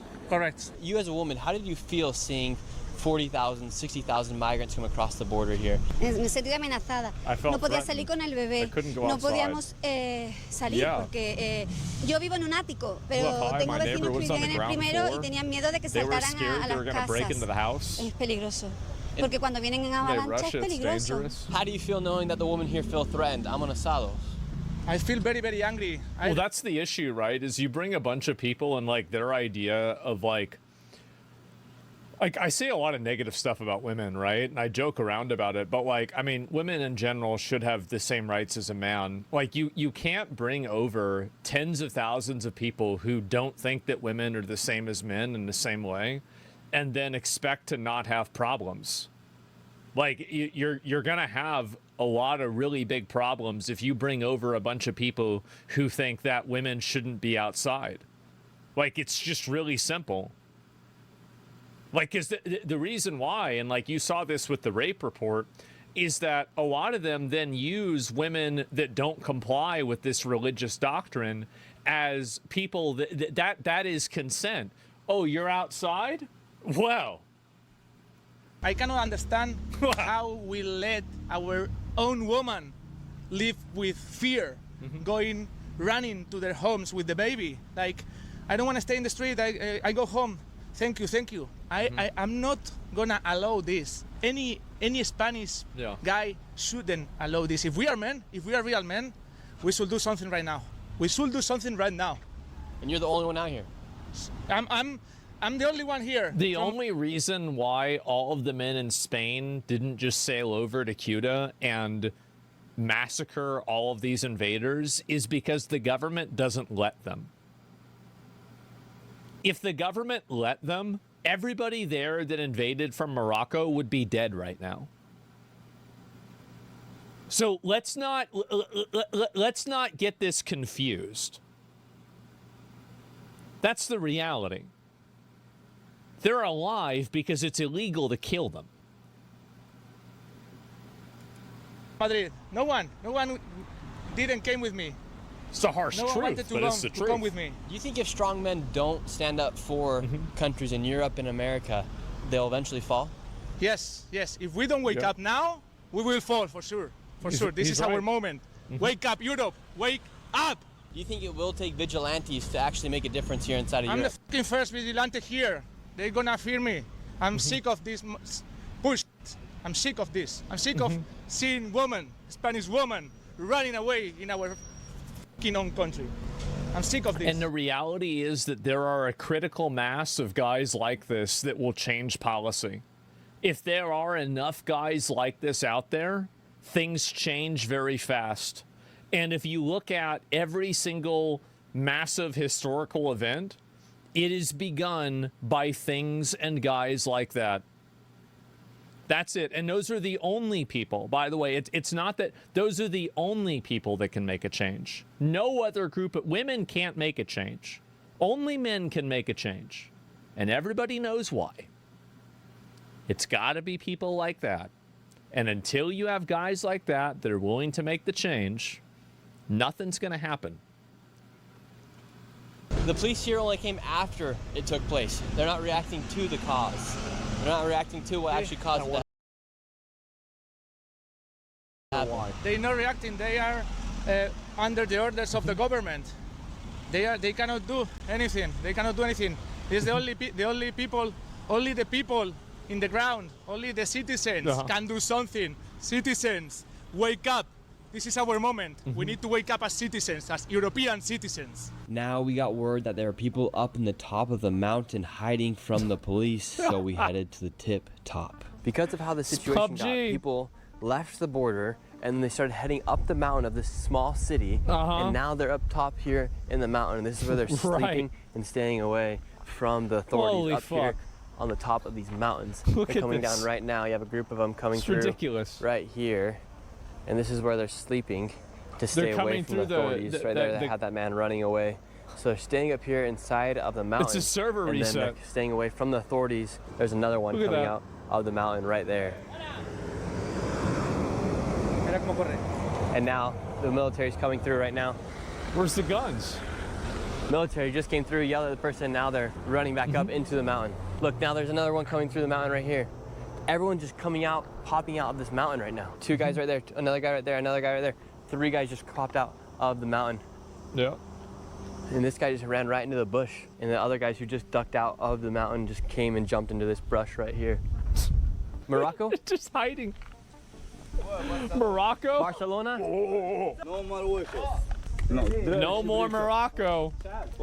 So now all these guys are just coming out of the mountain. They can't get food, but they all have cigarettes somehow. Get us out of there. There's no help here. ¿Qué pasó aquí? What happened to your head? They threw a rock and hit us.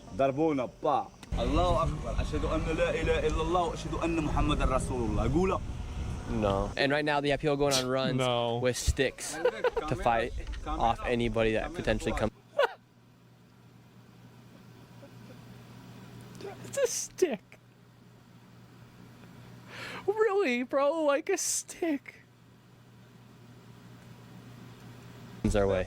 That's how crazy it's getting right now here. You have people living up here in the mountains. There's 20 people living behind that bush right there. These guys are all going to Madrid, and runners are running around with sticks to hit anyone if they're trying to attack them. Oh my God. In Spain, are you guys able to have guns? Can you own a gun? No, it's forbidden. But military people and police, they have their own guns, and I know a lot of people here is bringing their personal weapons. So if you're like that runner right there who doesn't have a gun, you're carrying a stick. Yeah, correct. He's carrying a stick. A lot of people is carrying sticks. Groups stick of is local gonna people really with help. sticks everywhere. Oh yeah. Everywhere. Everyone, for security reasons, man. Wow. So not It's guns. a security stick. But sticks. Yeah. Not guns, but sticks, like in the medieval. Welcome to Europe. Welcome to Europe. Welcome to the medieval age. Why did he? It's crazy that isn't it crazy that chainmail is useful now in London and it was useful 1,000 years ago in London? Like, I don't know. I just think that's kind of crazy how that happens, right? Your politicians are allowing this to happen. Like, damn.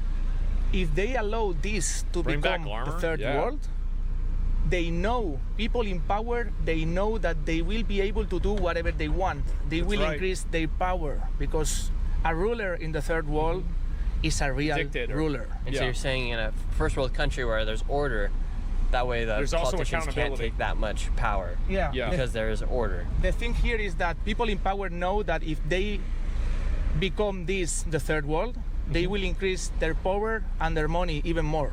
That's the thing, because they can control the society in an easier way.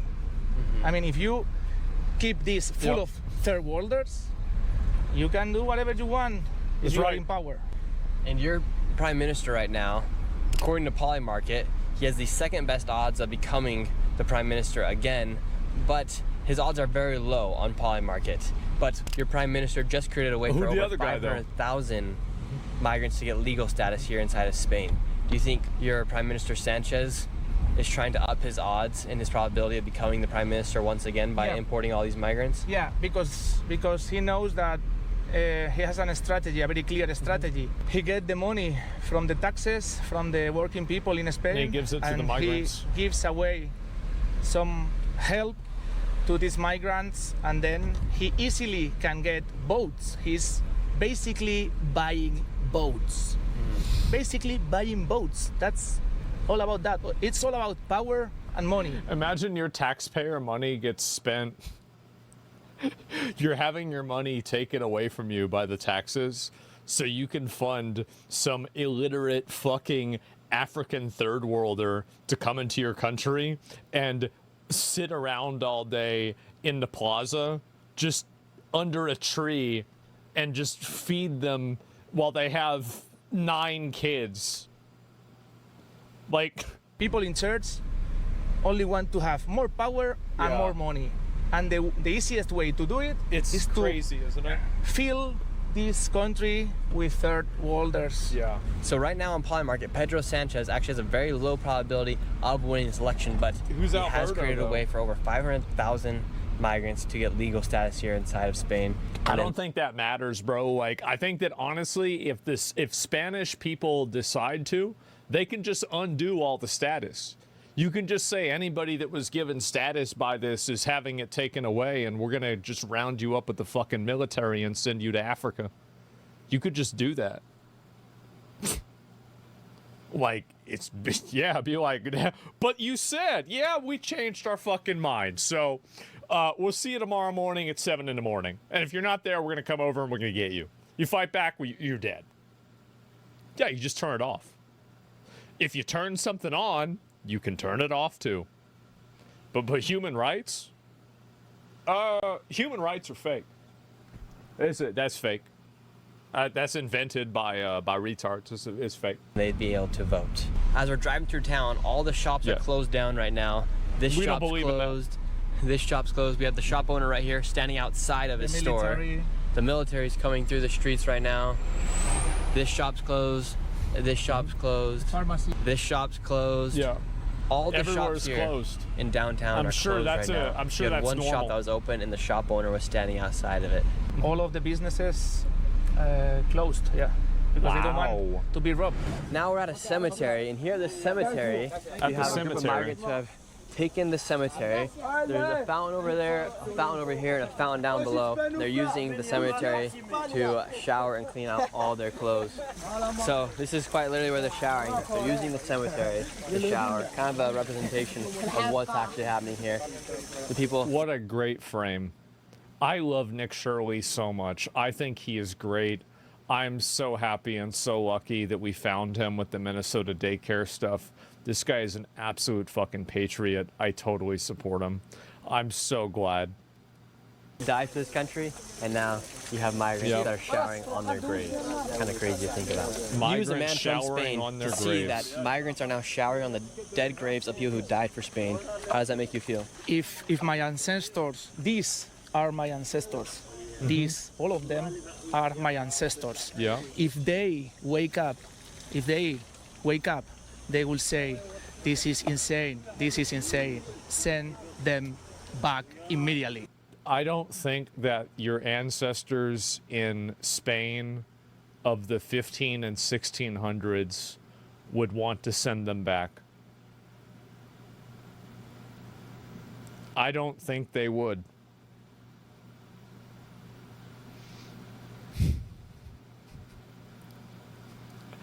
I'm almost certain, by the way, of the other historical connotations here. Immediately. And now right here, it looks like the military has grabbed a group of the guys that were up in the mountain. Look at them. Now they're all coming down, being walked down Collecting the them? mountain right now. I like how they have to separate the clearly underage girl from all of the other adult men, and she has to be separated by two military guards away from the group of them. Look at that. Now they're all coming down, being walked down the mountain right now. That's crazy. I wonder why. Nobody knows why. And once again, not a single woman in sight. This is all just a group of men right here, all being escorted down the mountain from the Spanish military. There's another group back there as well. And right here in the mountains, we have another group of people who are getting pushed down the mountain from the Spanish military. It looks like the Spanish military, the Spaniards are starting to do something about this migrant crisis. It has gotten really, really bad. All these people are now fleeing, coming down the mountain, being pushed down from the Spanish military. What and a the police are fucking coming up circus, right man. now. Oh my God. And it's a nice place. Look how nice this area is. There's no real garbage anywhere, even despite the invasion. Like, look at it. It's well maintained, everything. Police made a push to get everyone down the mountain due to the sheer amount of people that Besides crossed that into the country when they opened up the gates. There were so many people and so many children that entered. We headed to a camp where there were tons of abandoned children. Familia? No, una familia. ¿Cuántas personas vinieron con usted? How many people came with you? Es mucho personas. Why'd you come here? ¿Por qué vinieron aquí? Why'd you come? Quieren ir a España. Sí, a Madrid, Barcelona, cualquier sitio. How old are these kids right here? 15, 16, 18. 15, 16. 15, 14 years old. And where are their parents? Yeah. Están en Marruecos. Cada uno a su cosa. Are you guys nervous? Mom, I'm going to be back in 6 years. Ronaldo. ما كاين لامين يامال لا رونالدو الوالده تعيش الوالده. I didn't know what questions to ask him. I was like, Lamine Yamal or Ronaldo? Adiós. Adios. Shukran. How old are you guys? Me llamo Anas 21, soy de Marruecos, no trabajo, no. Viva España. Damn, bro, he's 21. He bald as hell. Sus padres? Español. No papa, no That mama. reminds me of me. كان ساكن في فاس جينا لهنا باش نمشيو لاسبانيا. Morocco is beautiful. Yeah. الدراري ديالنا ما I remember عندهمش that. مستقبل Yeah, I تما was like فهمتي. me. So here they're all showering. This is where these guys have set up. They're showering Yeah, out send of them to these Turkey? buckets right here. It's actually really sad to see this. Oh. This is how they're cleaning their clothes. Oh my God. This is where these guys are getting their water at to shower. They're showering out of buckets right now. They're getting it from this pipe underneath the street right now. And they're all showering, washing their clothes out of this bucket. It's actually just really sad to see. What a shithole, man. This is what the situation's like here at the border of Spain and Morocco. They're using laundry detergent for shampoo. We finally found our first two women here this whole entire video. How come you came to Spain? Pedro Sanchez. Pedro Sanchez, good? Sanchez good. Viva España. Viva España. Viva España. No Morocco. How old are you? Bro. 17. He's 17 years old. Yeah. And 15. 15. Morocco no trabajo, no school. So all these guys here, like Pedro Sanchez, a lot of people are saying that he's the reason why. I bet they think he's the great. first woman we've seen this entire video. Why flip-flops? Everyone's got flip-flops. To swim. We found out where they're all living. 13 years old. So all these kids are coming over here. 13 years old. Damn. This kid's 14. and they're all here by themselves. Sending them over. Y padres, mamá, mamá, papá. No, mamá, no papá. No trabajo, no tengo. No, Marruecos للشارع. No familia. الشارع الخام. Papá, mamá, España. So now we came in this spot. This is where all the kids came over. Chequero I España. have no idea what they're saying. Zed. ¿Qué está la situación en Morocco? No traven, no hospitality, no school, no AIDS, no AIDS. No food, no eat. No AIDS. Yeah, vamos. Vamos. All right, we'll care. I'm putting a lot of trust in these kids right here.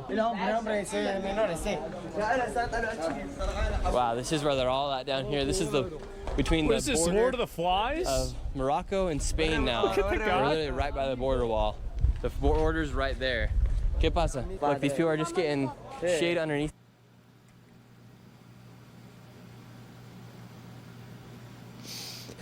Cultural enrichment. And it's like what I said. They ain't doing shit. It's like you would think that, now it's just me. Like, you're out in the desert, basically, in the fucking middle of nowhere, and there's a bunch of trees and brush and everything around you. Do you try to build a shelter? Do you try to dig yourself a bit of a hole? Do you try to... No, bro, you just fall asleep on the fucking pavement underneath a goddamn Jeep. Well, feed me. It's like a bird, bro. Just fucking nothing all day. Shade underneath the cars. That's how bad the Yeah, situation build is right a now. fort. Do something. The kids are here, quite literally doing anything just to get shade right now. No food, no water. Nacional. The police are down here. ¿Quién habla español? Español. All right, we're looking for someone who speaks Spanish. This is a crazy thing. Think about how problematic that is, too, right? Like, you're trying to look for somebody that speaks Spanish while you're in, like, this is a Spanish area. Like, what do you think happens? Like, so you have a bunch of people that they don't speak fucking English. They don't speak fucking Spanish. So, like, how the hell are they going to do anything in Spain? In Spain. It's in the name. Situation right now. I'm looking for someone to speak Spanish. No one speaks Spanish. Everyone's Tower saying of Babel. over here Yeah, they this speak is like a Spanish, fucking Old but no Testament. one speaks Spanish. Oh, wow. It's like what I said, bro. Like, anywhere these people go, gonna be the same fucking thing, man. You take all the people out of a country, you put them somewhere else, that place is gonna be that country. That's it. I have no idea what's going on.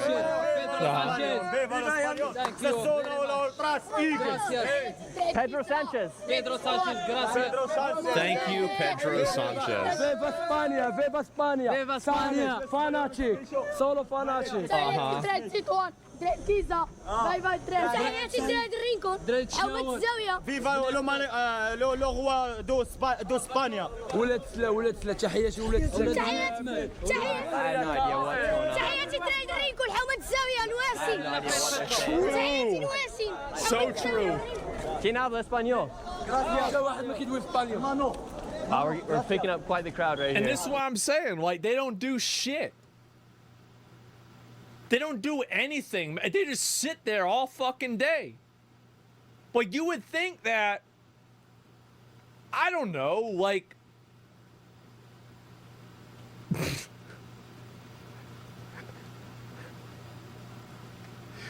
you would just do something, right? I mean,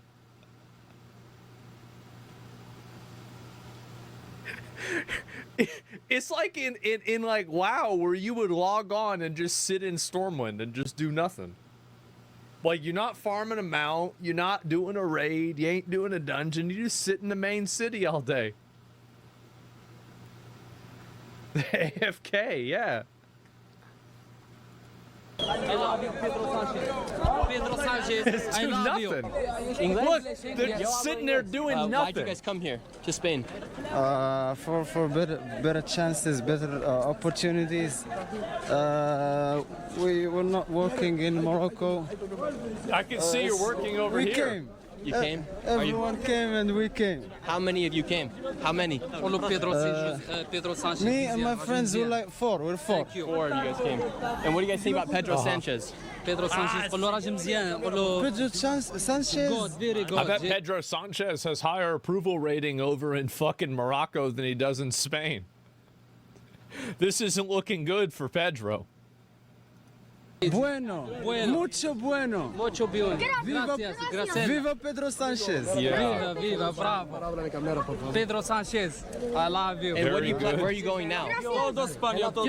We can't go nowhere right now. They should take us somewhere. Where do you want to go? Spain. What part? I don't know. The part with a lot How of old are money you? and food. قال لك علاش باغي نمشي اسبانيا. How old are you? 17. 17 years old. And what do you want to do with your life? What do you want to do for work? I want to study. I want to finish my studies. Yeah. In Spain. In Spain. Yeah. And after Spain, where do you want to go? I'm not sure. I just wanna go to Spain right now. And This is the goal right now. And how do you plan to get out of Quetta? Quetta? How are you going to leave? In a boat? Through asylum. Through asylum? Yeah. And what are you fleeing in Morocco? What are you fleeing? Is life in danger in Morocco, or how come you want to leave? You want my opinions on Morocco? I can't say that. It's tough. It's tough. It's tough. Are people dying there? Is it dangerous? People are dying, yes, of course. People are dying from hunger, from not enough work opportunities. Wow, so right here we have people just sharing water. Like, this situation is so bad right here right now. No one even knows.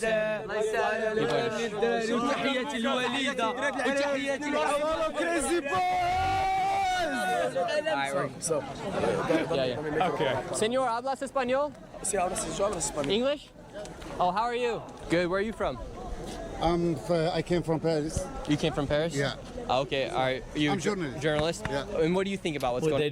They just all sitting there. All they do is sit around and do fucking nothing. That to me is the most condemning thing about all of this. Like, all they do is just sit around.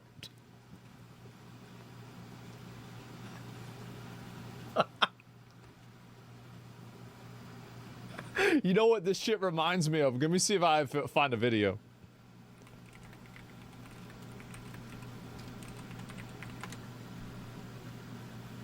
I don't know if I can or not.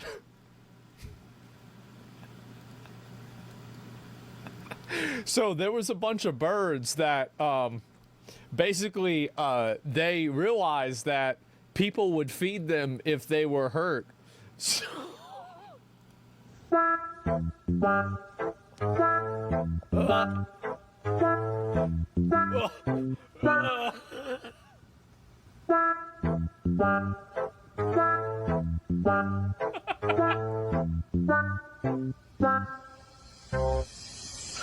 there it is. It's crazy how it's always the same thing, man. It's always the same thing. On here.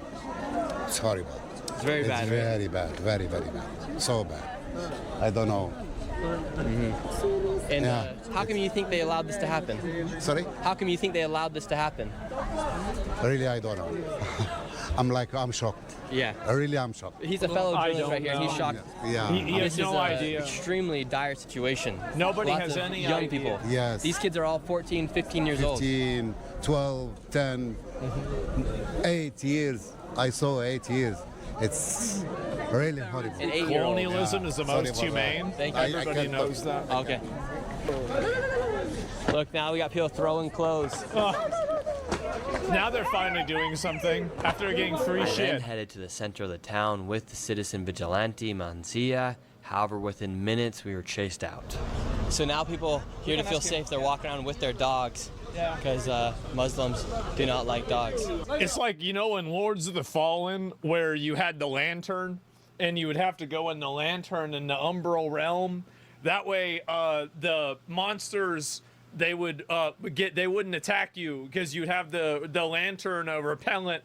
You have a dog there, and it's like, oh shit! Get that piece of shit away from me. Quita la cámara. Quita la cámara. Venga. Watch out, watch out, watch out. Yeah. Garlic, the vampire, yeah. What's he doing? Now we got people throwing stuff at us. Oh, who does that? Queso! Look, he's got the rocks now. He's throwing rocks. Oh shit. He's throwing rocks. They're throwing rocks. Yeah, hit somebody's car. I'm gonna stab both of you. Why? Why? Look, now we're getting like, he has a knife. That's the only time they're gonna do something is when they're gonna try and stab somebody. Oh my god. And there's the police. Like we have finished our mission here in Spain. We showed you guys the truth of what was actually going on, and we finished with a knife. We finished with a knife chase down the hill. Yeah. And then got escorted back up to our car from the Spanish police. If you enjoyed Isn't it crazy? The Spanish police, like, you think they're gonna go over there and arrest the guy with the knife? Probably not. They can't do shit. Please give it a like and consider subscribing. We're so close to 2 million subscribers. This is Nick, and I'll see you guys next video. Holy fuck, bro. Like, what a shithole. Can you believe this? What a joke. Let me link you guys the video. Nick put this out today. Make sure to give him a follow and give it a like, right? I've been watching Nick Shirley ever since his first big video. I like him a lot. I think he's a great guy. And he's one of the only people that's trying to put this shit on the map that people know about it, right?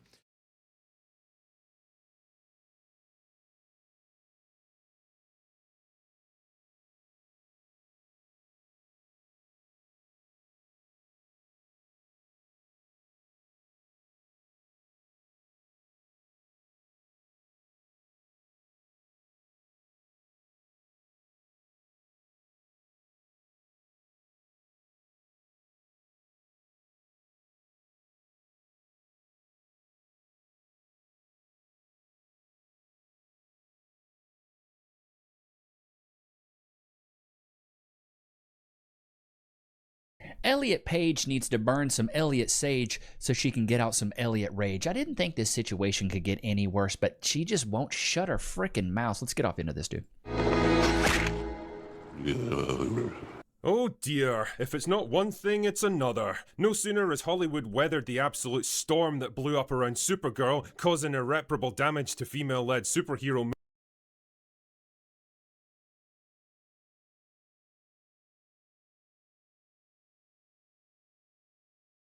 You gotta be dumber than a snow shovel in South Texas to think that money you're getting from being an influencer just ain't gonna dry up. I remember back in my day, boy, when you could just go out, you didn't have to influence nothing. All you did was get on your bicycle, ride out, and you came home when the streetlights came on. Boy, hallelujah, amen. Let's get off into this. It seems like influencers are going broke, and I, for one, I could care less. I'm gonna get into my finances at the end of this and just stick around to that very end, and then we'll go over some comments from a previous video. Yeah, they think every influencer is a billionaire. These influencers are all broke. Like that. Like that's what it's. Let's be real. Like, can I speak really candidly with you guys? Please. Most of these people are broker than if they were working a regular job. Like, it's not.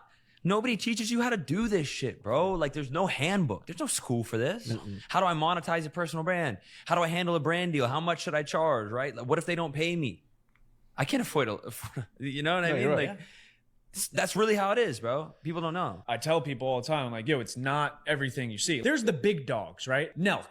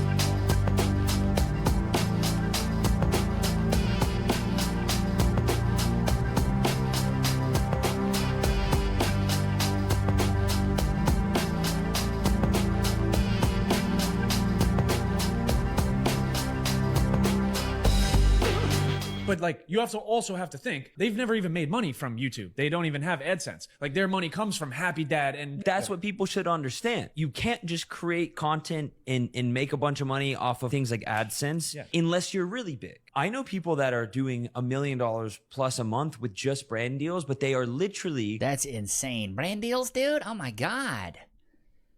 Dude, that's an insane amount. I'll go over how much I've made at the very end in just brand deals alone. That's an insane amount. In AdSense, you can make a lot of coin. You really can, but you got to do long form. You can't do short form videos, dude. I think all these influencers are lying about being rich. I'm almost at 1 million followers. Golly, so much plastic in her lips. I thought she was going to float away in the ocean. There is some turtle in the Atlantic that is terrified of this woman's mouth. Broke as fuck. Well, not broke, but like I go to my regular minimum wage job every single day, 5 days a week, clock in. That's how I pay all of my bills. Is that my thing? I did my taxes and I only got 3 brand deals this year, each for $2,000, which works out.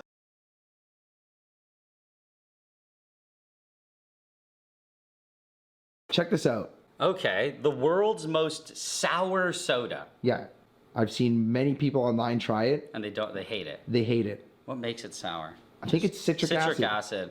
A lot of it. Pure citric acid. This is probably just like heartburn soda. Okay. It's not a twist top? I don't think so. It's a twist top. Okay. Smell test. Smells like blue raspberry. Let's try. Wait, so people thought this was too sour? Yeah. It's like a little sour. It's not that sour. Wow. This is a challenge? Yeah. Okay, you want me to drink the rest? Go for it.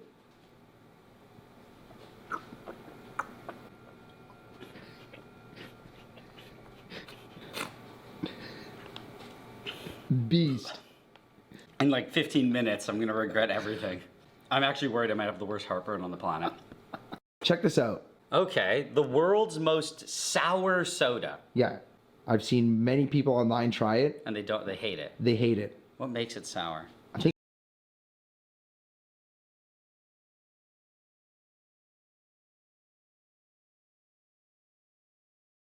I used to play World of Warcraft. I was my ex-boyfriend's pocket healer because that's all I was good for. And we actually broke up because he chose WoW over me, but he would always send me Asmongold's videos. And then so after a while, I started watching him. And it became, I was like, it was something that was like secret for me because it's not something to be proud of, you know? No one knows I like Twitch, no one knows that I watch Asmon or anything. My advice to him is sometimes it's kind of distracting that there's a hole there. So I really think you should fix your teeth.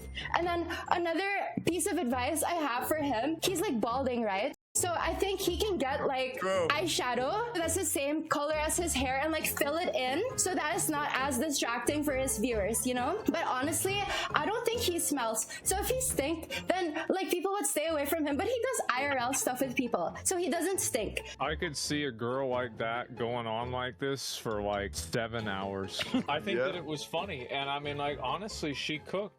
I used to play World of Warcraft. I was my ex-boyfriend's pocket healer because that's all I was good for. And we actually broke up because he chose WoW over me, but he would always send me Asmongold's videos. And then so after a while, I started watching him. And it became...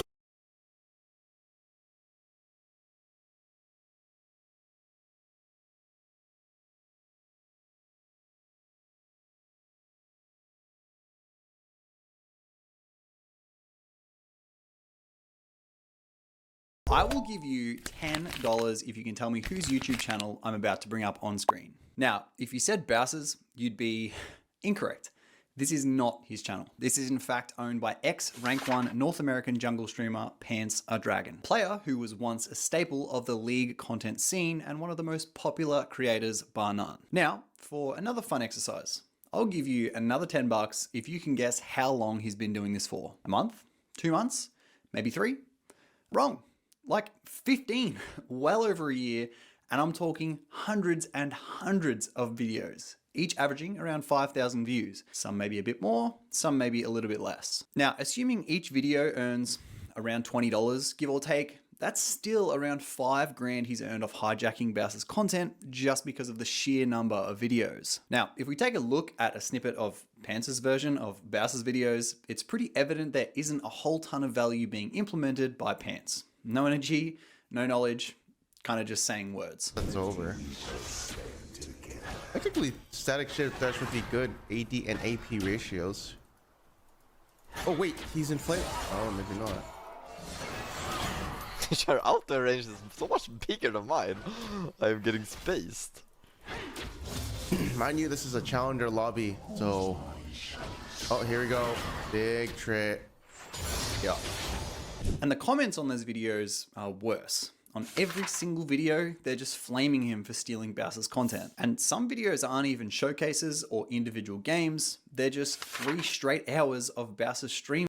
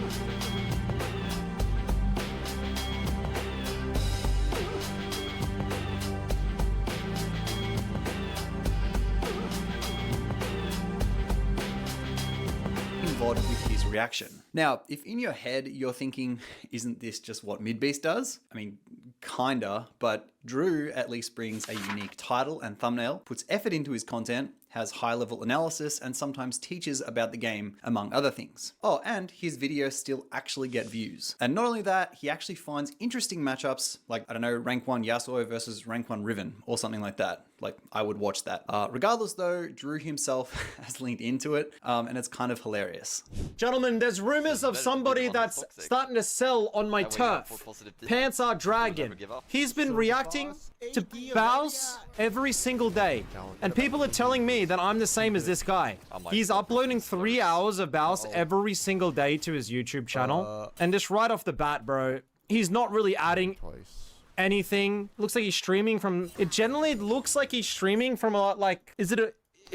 someone's basement?